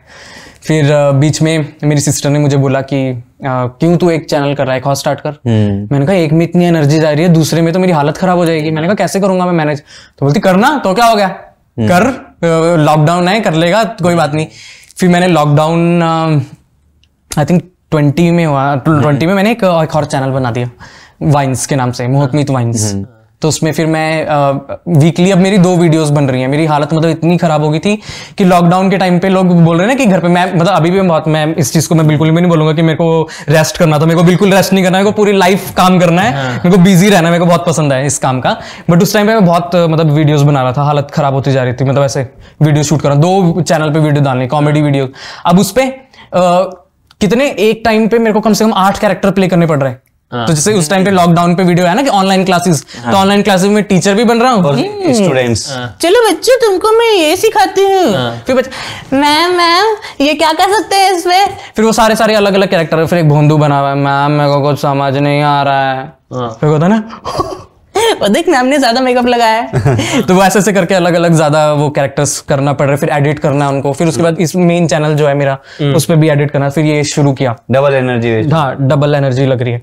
फिर उसके बाद फिर उनके थंबनेल्स में भी तो टाइम लगता है ना। मैं लोगों को ये बोलूंगा कि मेरे थंबनेल्स में बहुत मेहनत करता हूँ। मैं थंबनेल ऐसे नहीं सोचता कि मैं कुछ भी बना के डाल दूं। मैं उस पर भी पूरा मैं फोकस, मैं आज भी मैं अगर मैं कोई भी वीडियो डालता हूँ ना ये सोच के डालता हूँ व्यूज तो आ जाएंगे। मैं ये कभी भी नहीं सोचता। मेरे को ऐसा लगता है कि मेरा थंबनेल भी इंटरेस्टिंग होना चाहिए कि मैं वो जो डाल रहा हूँ वो लोग अट्रैक्ट करें, वो नई ऑडियंस। अब मैं ये सोच के तो नहीं बैठ सकता ना जितने लोग हैं उनके लिए मैं वीडियो बना रहा हूँ, मैं सब लोगों के लिए, पूरी दुनिया के लिए वीडियो बना रहा हूँ। तो जो नए लोग भी आ रहे हैं वो भी वीडियो को देखें तो बोले यार क्या है, देखें जरा खोल के। तो ऐसा थंबनेल बनाऊं मैं। तो थंबनेल के लिए आप बताओ ना कुछ क्या जरूरी होता है, क्या सजेशन? थंबनेल के लिए मोस्टली इंपॉर्टेंट है कि जो आपकी वीडियो है, मेरे को अभी पॉडकास्ट के लिए मैं सजेस्ट नहीं कर पाऊंगा, मेरे को पता नहीं है, बट मेरी वीडियोस के लिए है कि जो मेरी वीडियो जिस रिलेटेड है, ठीक है, उसको मैं उसी तरह से प्रेजेंट करूं। मतलब जैसे मैंने थंबनेल से ही क्लियर हो जाएगी वीडियो में क्या होने वाला है। मैंने कभी भी वो क्लिक बेट जो बोलते हैं ना लोग, क्लिक बेट करो, वैसे वाला कुछ और अंदर वो मिलता ही नहीं, वैसे वाला नहीं किया। तो मोहक भाई यूट्यूब पे कमेंट्स करते हैं लोग, साफ सी बात है, अच्छे भी आते होंगे बुरे भी आते होंगे। अच्छे तो अच्छे ही लगते हैं, पर क्या बुरे कमेंट से कभी डिमोटिवेट हो? स्टार्टिंग में बहुत होता था कि भी बुरा लगता है, होता है ना लोग, अरे शक्ल देखिए इसने अपनी, होता है ना ऐसे कमेंट्स आते हैं, ए पागल ये क्या बना रहा है, गालियां देते हैं लोग, गालियां। तो ये चीजें ना लिखने शुरू कर दी और मैं भी महान, मैंने ब्लॉक बटन दबा दिया उनके। मैंने कहा कितना ही लिख लोगे तुम लोग।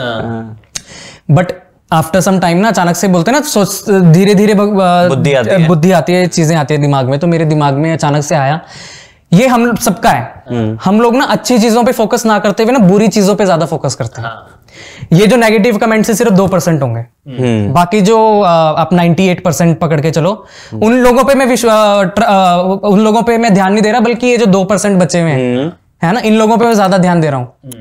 तो मेरे दिमाग में आया कि मैं इनको जो मेरे को इतना प्यार कर रहे हैं, मेरे साथ मोस्टली क्या होता है जब मेरे साथ नेगेटिव कमेंट्स आ रहे थे, तो लव यू भैया, thank you for making this video, वाह क्या वीडियो बनाई है, वो ना देखते हुए मैं वीडियो देख रहा था कि कौन उल्टा लिख रहा है। फिर मेरे ध्यान में आया जो मेरे को इतना प्यार दे रहे हैं उनको मुझे ज्यादा ध्यान देना चाहिए, ना कि मैं इन लोगों पे ध्यान दूं जो मेरे को उल्टा लिख रहे हैं। तो अब तो सीधा बस ब्लॉक बटन, अब बाकी जो प्यार आ रहा है उनको हार्ट, लाइक, थैंक यू, और अभी भी थैंक यू सो मच। जो उल्टा कर रहे हैं तुम बोलते रहो, क्या कर रहे हैं हम लोग तो करते रहेंगे। सही बात है ना। तो मॉक भाई, अब यूट्यूब तो आपका चल ही रहा है, आगे का क्या प्लान है, फ्यूचर का क्या प्लान है, कि इसी पे लगा रहना है क्योंकि इनकम भी अच्छी है, ये सब अच्छा चल रहा है, या प्रॉपर बॉलीवुड पे भी? दोनों पे फोकस है। दोनों पे। अभी मैंने रोहित शेट्टी सर के साथ शूट किया वेब सीरीज, तो उनके साथ है क्या पुलिस वाली? तो मेरा फर्स्ट मतलब उनके साथ एक्सपीरियंस था। थोड़ा सा डर था क्योंकि मैंने खतरों के खिलाड़ी देखा हुआ था ना उनका, कि कैसे डर जाते हैं। इतना मजा आया मेरे को उनके साथ काम करके। उनके जो असिस्टेंट्स है, मैं बोलूंगा कि बोलते हैं ना कि जैसा बॉस होता है वैसे ही उनके चेले होते हैं। क्या बने उसमें? ये नहीं मैं बता सकता। अच्छा, फिर पूरी स्टोरी रिवील। मैं ये भी आप देख लेना।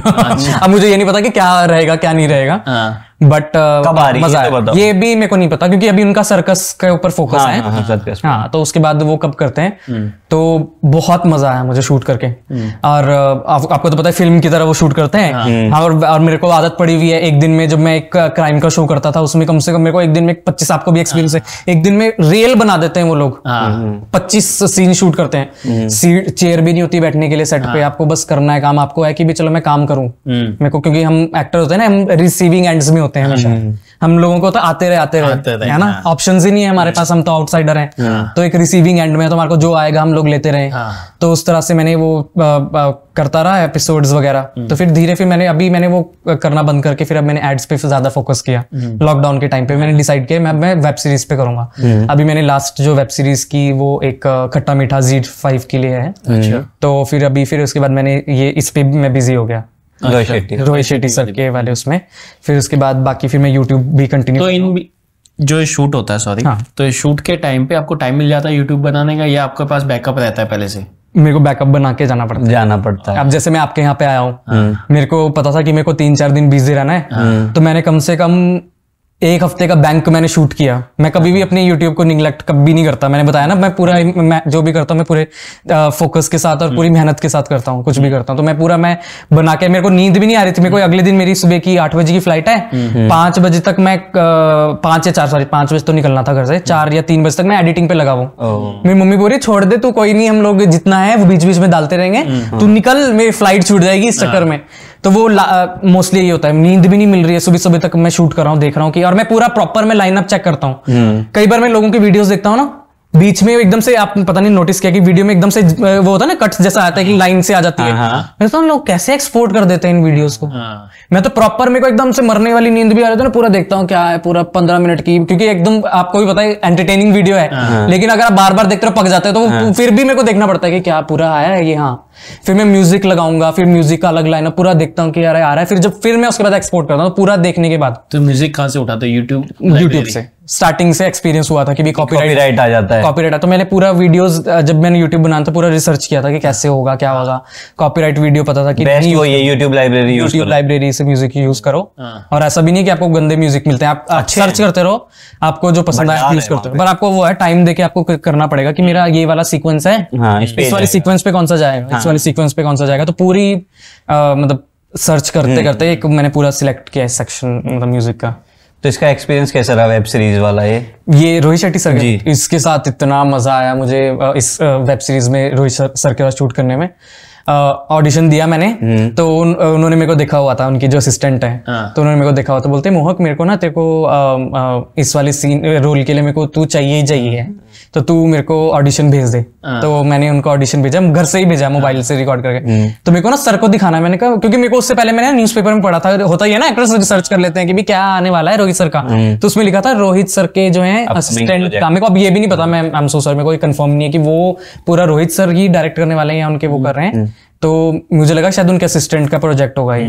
तो उन्होंने बोला सर को मेरे को दिखाना है ऑडिशन। मैंने कहा सर क्यों देखेंगे, वो तो है नहीं इसमें एसोसिएटेड। तो उसके बाद फिर आ जाओ, फिर अब एक्सपीरियंस मतलब इतना अच्छा रहा, आ जाओ मोहक, वो तुम्हारे स्टंट डबल्स जो है, क्योंकि रोहित सर के तो पता है ना कैसे होता है कि एकदम एक्शन वैक्शन होता है, तो तुम्हारे स्टंट डबल के लिए तुम्हारी हाइट वाले और वेट की तरह मैच करना है। तो वो इतनी बार उन्होंने बुलाया ऑफिस में, फिर शूट करना शुरू किया। फिर मेरे साथ मतलब मेरे सिद्धार्थ मल्होत्रा, शिल्पा शेट्टी, विवेक ओबराय। कहाँ शूट हुआ? मुंबई में शूट हुआ। तो इनके साथ मेरे सीन्स हैं, तो बहुत मजा आया इनके साथ भी शूट करके। रोहित सर भी आराम से आके समझाते थे प्यार से ऐसे करना। फिर एक बारी तो उसने सिद्धार्थ ने मेरे को मार ही दिया था सीन पे, मतलब ऐसे करके, फिर बाद में आके लगी तो नहीं, ऐसे करके प्यार से आके सिद्धार्थ मल्होत्रा प्यार से आके पूछ रहा है। तो फिर उनके साथ भी बहुत मजा आया शूट करने में, तो बहुत मजेदार एक्सपीरियंस। बड़ी चीजें करने में मजा तो आता है, बहुत मजा आता है। फिर उसके बाद जब एक्शन सीक्वेंस शूट कर रहे हैं तो वो पूरा प्रॉपर बताते थे कि ऐसे ऐसे करना है, वो पूरा वो पैडिंग वेडिंग करके जाते थे बॉडी में कि ये करके। तो यहाँ ये और रोहित सर का क्या है, क्योंकि मैंने खतरों के खिलाड़ी मैंने बताया ना डरा हुआ था, तो उनका क्या था कि बेटा तेरे को ये जो सीन होगा मैं बता नहीं सकता, पर ये ऐसे ऐसे करके तेरे को अंदर जाना है ना सीन में। तो मैंने कहा अब एक बारी मैं सुन लूं, क्योंकि मेरे को एक बार में ही करना है, मैं नहीं चाहता सर को कुछ होता ना कि वो हो जाए, नाराज हो जाए। तो फिर सुनता था, फिर अंदर जाता था। फिर उसके बाद एक टेक में मोस्टली जितनी भी उनके साथ शूट किया ना, सभी, मैं अपने आप को नहीं बोलूंगा मैं बहुत महान एक्टर हूँ, जितने भी सर करते हैं रिहर्सल करवाते हैं उनके असिस्टेंट्स के साथ, और 1 टेक में वो शूट करके फ्री कर देते हैं। तो ऐसा नहीं कि मेरे साथ ही हुआ है, अभी लोग बोलेंगे ना अपने आप को बड़ा महान बन रहा है। जितनी भी एक्टर हैं सबके साथ रिहर्सल करके 1 टेक में ही वो पूरा शूट करते हैं, और उनको पता है कि मुझे क्या चाहिए, जो कि एक अच्छे डायरेक्टर की पहचान होती है कि उनको पता है। कई होते हैं ना कि भी करी जा रहे हैं बार बार, एक्टर भी एग्जॉस्ट हो ही जा रहा है और पता ही नहीं कि क्या होने वाला है ना, अच्छे से हो रहा है कि नहीं, और उनको पता है कि मुझे क्या चाहिए। एक दिन में फटाफट से शूट करके फ्री होके जल्दी घर आके। उसका शूट खत्म हो चुका है अभी? हाँ मेरा कंप्लीट। और अब इसके बाद कोई प्रोजेक्ट अभी चल रहा है? बातचीत है, देखने को मिला, अच्छी बात। तो अभी ये बताओ, इतना काम तो तुमने कर लिया, यूट्यूब पे भी, टीवी पे भी, एड में भी, गर्लफ्रेंड कितनी है? मेरा काम ही मेरी गर्लफ्रेंड है। क्या बात, ऐसा तो नहीं हो सकता। बुला दिया मतलब मम्मी बैठी है तो ये नहीं कि बताओगे नहीं, सच सच बता दो कितनी है। यार ऑफर तो आते होंगे। देखो ये बहुत गलत चीज बोल रहे हैं हम।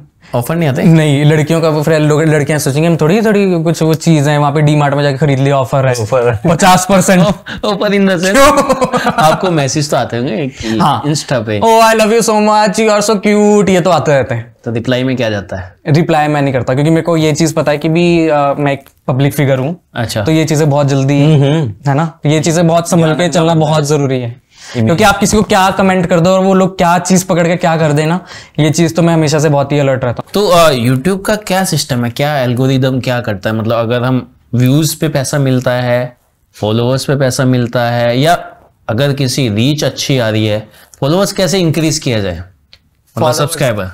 एल्गोरिदम वगैरह मुझे नहीं पता है। हाँ। और पैसे कैसे आते हैं ये भी नहीं मुझे पता। हाँ। क्योंकि हिट होने का फॉर्मूला क्या है, हाँ, ये कोई भी नहीं बता सकता। सही बात। ऐसे बहुत सारे बड़े बड़े एक्टर्स हैं जो कि टेलीविजन पे भी मेन लीड्स करते हैं, फिल्म्स में भी करते हैं, लेकिन वो यूट्यूब पे वीडियो डालते हैं, आप उनके सब्सक्राइबर देखोगे या वो व्यूज देखोगे, उनके इतने नहीं होते। तो इसका मेरा कहने का मतलब ये है कि आपकी पॉपुलैरिटी से आपके व्यूज डिपेंड नहीं करते कि अरे मैं तो बहुत बड़ा स्टार हूं तो मैं वीडियो डालूंगा तो उस पर मिलियंस व्यूज आएंगे, ऐसा नहीं होता। तो क्या फॉर्मूला है हिट होने का ये मुझे नहीं पता है, बट लेकिन मैं ये बोलूंगा कि भी आप बनाते रहो, वीडियो बनाते रहो, जो भी देख रहा है नई वीडियो बनाने का सोच रहा है, डालते रहो वीडियो। ऑप्शंस अपने लिए हर तरह से रखो, ऑप्शंस। जैसे मैंने गेमिंग वीडियो भी स्टार्ट कर दिया, गेमिंग चैनल, तो मेरे पास 3 चैनल हो गए, 3 वीडियोस बनाने की जिम्मेदारी आ चुकी है। तो अब मैं नहीं उसमें डालता हूं तो ऐसा नहीं कि लोग नहीं देखते हैं, भैया आपने वीडियो की नहीं डाली इस हफ्ते गेमिंग की, आप तो वो गेमिंग आपने 1 हफ्ते मिस कर दिया। तो मेरे को लगता है हाँ लोग याद दिलाते हैं, देख रहे हैं, मतलब उनको फर्क पड़ रहा है और याद दिला रहे हैं, है ना। तो कहने का मतलब ये है कि अपनी वीडियोस बनाते रहो, व्यूज का बिल्कुल भी मत सोचो। कई बार जैसे मैंने आपको पहले भी बताया था कि मिलियंस में आते हैं तो मैं उसमें भी खुश हूँ, मेरे 5 lakhs भी आते हैं उसमें भी खुश हूँ, क्योंकि मेरे को पता है कि भी कभी ना कभी वीडियो पहुंच जाएगी।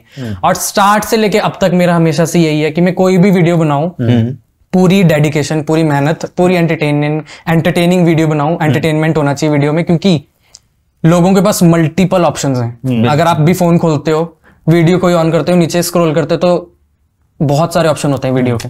तो मैं नहीं चाहता कि एक भी सेकंड ऐसा हो लोग बोरिंग हो और तुरंत दूसरे पे क्लिक करते हैं। तो मैं चाहता हूँ लोग मेरे साथ स्टार्ट से लेके एंड सेकंड तक जुड़े रहें और मैं उतनी एंटरटेनिंग वीडियो बनाऊं जितनी कि लोग मतलब शायद मेरी फर्स्ट वीडियो देखते थे। आपकी वीडियोस बहुत सारी ट्रेंडिंग में चल रही है, टचवुड अच्छा चल रहा है, तो ट्रेंडिंग से कुछ इफेक्ट पड़ता है क्या? ट्रेंडिंग से आपको ये फर्क पड़ सकता है कि जैसे मान लीजिए कि मैं भी अगर ट्रेंडिंग पेज पे जा रहा हूँ तो मुझे कई बार यूट्यूब चैनल्स का, जैसे कईयों की इतनी ज्यादा मिलियंस हैं लेकिन हम लोग नहीं जानते हैं, दैट डजंट मीन कि वो कुछ है नहीं, वो भी लोग मेहनत करें, वो भी कुछ हैं, बट उन ट्रेंडिंग की वजह से आपको ये पता चल जाता है कि अच्छा ये वीडियो नहीं आ रही है, ट्रेंडिंग पे आई है ये, तो लोग फिर खोलते हैं तो उसकी वजह से और व्यूज आते हैं। बिल्कुल, ये फर्क पड़ता है और लोग जुड़ते हैं उससे। तो ट्रेंडिंग का मैं यही फायदा बोलूंगा, मेरे को और भी होगा तो बता सकते हैं वो लोग कमेंट सेक्शन में, बट मेरे को ऐसा लगता है कि ट्रेंडिंग से ये फायदा होता है कि भी एक तो वीडियो आपकी पॉपुलर चल रही है ऑल ओवर इंडिया में, और मैं ये भी बोलूंगा कि मेरे लिए मेरी वीडियो नंबर 1 ट्रेंडिंग पे आए, नंबर 50 पे भी आए, मैं हमेशा थैंकफुल रहता हूं। मेरे को लगता है कि ये बहुत बड़ी अचीवमेंट है कि सोचो इतना बड़ा इंडिया, कितना बड़ा भारत महान मेरा इतना बड़ा है, उसमें भी 50 वीडियोज में मेरी एक वीडियो आ रही है, मेरे लिए बहुत बड़ी बात होती है। मैं कभी नहीं सोचा है 24 में आ रही, 24 मेरे को शर्म आ रही है 24, मेरे को लगता है वाह यार 24 पे आई है ट्रेंडिंग पे, अभी भी मेरे लिए बहुत एक्साइटिंग रहता है। जैसे फर्स्ट डे मेरी फर्स्ट वीडियो जो थी वो पाकिस्तान में ट्रेंड होती, तो पाकिस्तान में ट्रेंड हुई थी, तो मेरे लिए वो भी बहुत बड़ी बात थी, अरे वाह वहां पे हो रही है, इंडिया में देखा, इंडिया में चलो कोई नहीं हो जाएगी, एक ना एक दिन आ जाएगी। फिर एक मेरी वीडियो जो थी वो नंबर 3 पे आई थी, उसमें बहुत खुश, हाय मेरे नंबर 3 पे आ रही है, उसके ऊपर शायद कुछ तो सलमान खान जी का कुछ तो फिल्म का ट्रेलर था, मैंने कहा उसके नीचे मेरी फिल्म वीडियो ट्रेंड कर रही है, ऐसे खुशी। फिर उसके बाद कभी नंबर 2 पे, फिर कभी नंबर 1 पे भी आई है मेरी वीडियो, फिर कभी 35 पे आ जाती है, कभी 24 पे आ जाती है, चलता रहता है, ऐसे ऐसे चलता रहता है।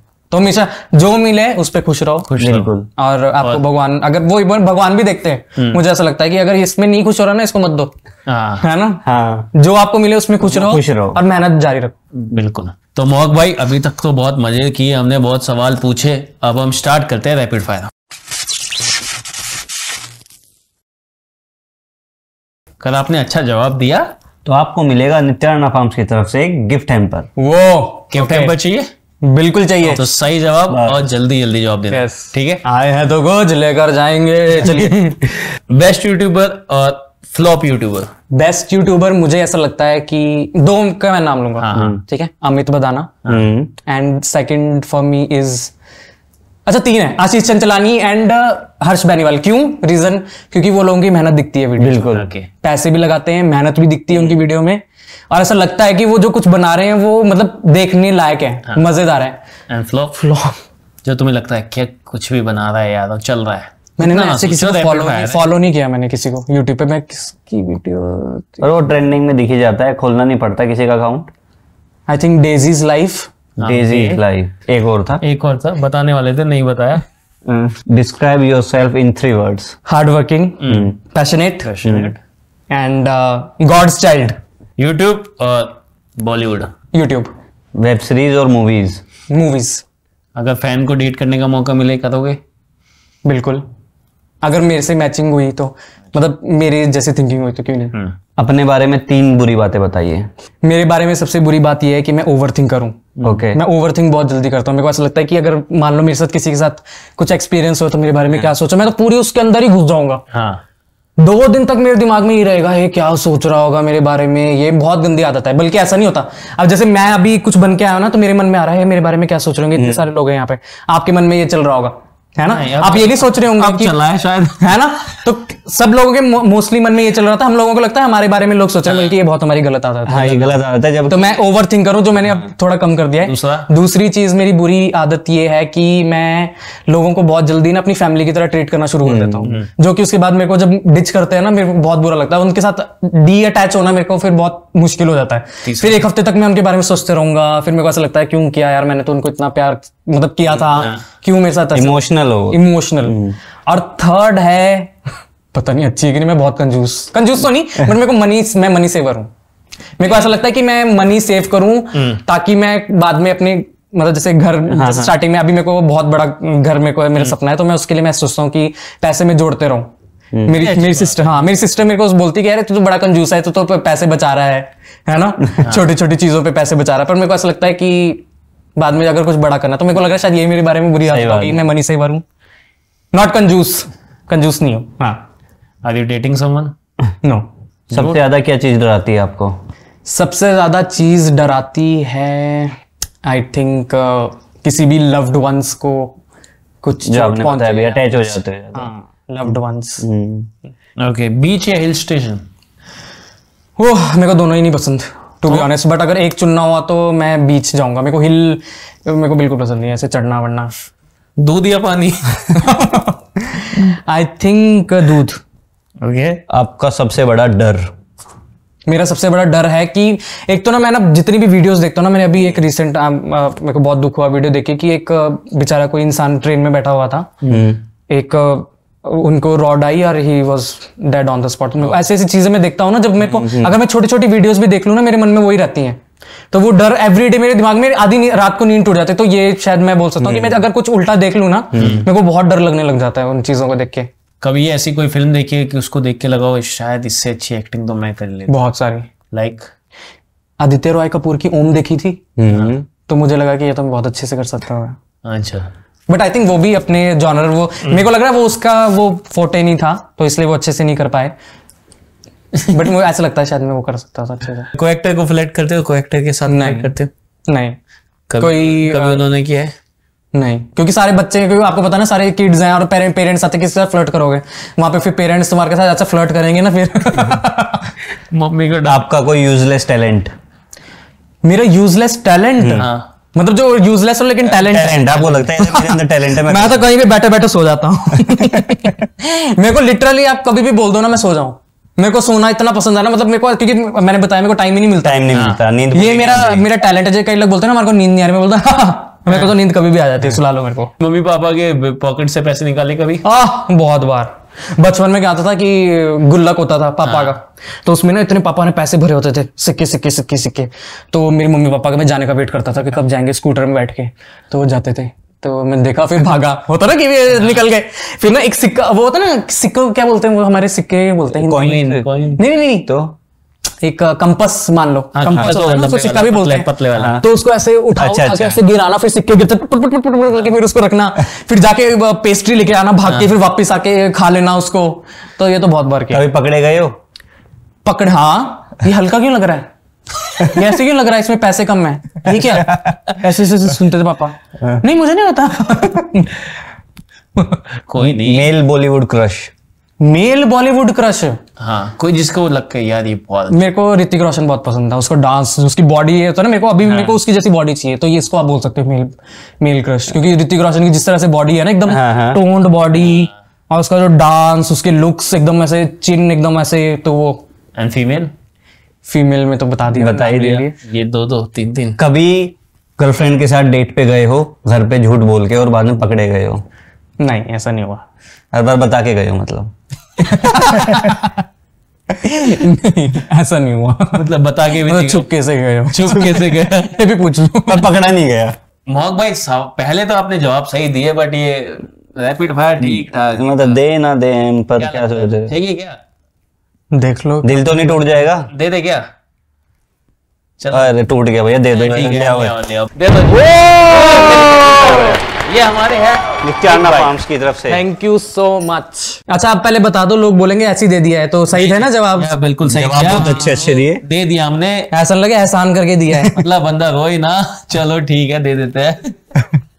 कैसा लग रहा है वैसे? अब आ रही है ना फीलिंग? मजा आया, रैपिड फायर कुछ करके गए हैं। यस, अच्छा लग रहा है ना? मजा आ रहा है। अब सारी चीजें खाना बिल्कुल और खिलाना। तो कैसा लगा हमारे शो में आगे? पहली बात तो मैं सच बताना, आप दोनों को बहुत ज्यादा कॉन्ग्रेचुलेट करना चाहूंगा। Thank you so much. और आप अच्छे से काम करते रहो, इंटरव्यू करते रहो, और आपका शो बहुत बहुत बहुत ज्यादा चले, सुपरहिट हो जाए। Thank you. और बस जैसे आप लोग सिंपल हो वैसे ही रहो, जैसे आप तो इतने सारे शो कर चुके हैं, अभी भी तक सिंपल हो। और आप भी अब शुरू करने जा रहे हो, आप भी इन्हीं तरह रहना, बिल्कुल, है ना? बिल्कुल। और आई होप कि आपका शो जो है देखकर लोग बहुत एंटरटेन हो और बहुत मजा आया उनको। तो गाइस, आप लोग पॉडकास्ट अड्डा को अभी के अभी सब्सक्राइब करो और बेल आइकन दबाना बिल्कुल मत भूलना, और इस वीडियो को तो बहुत सारे लाइक्स देना।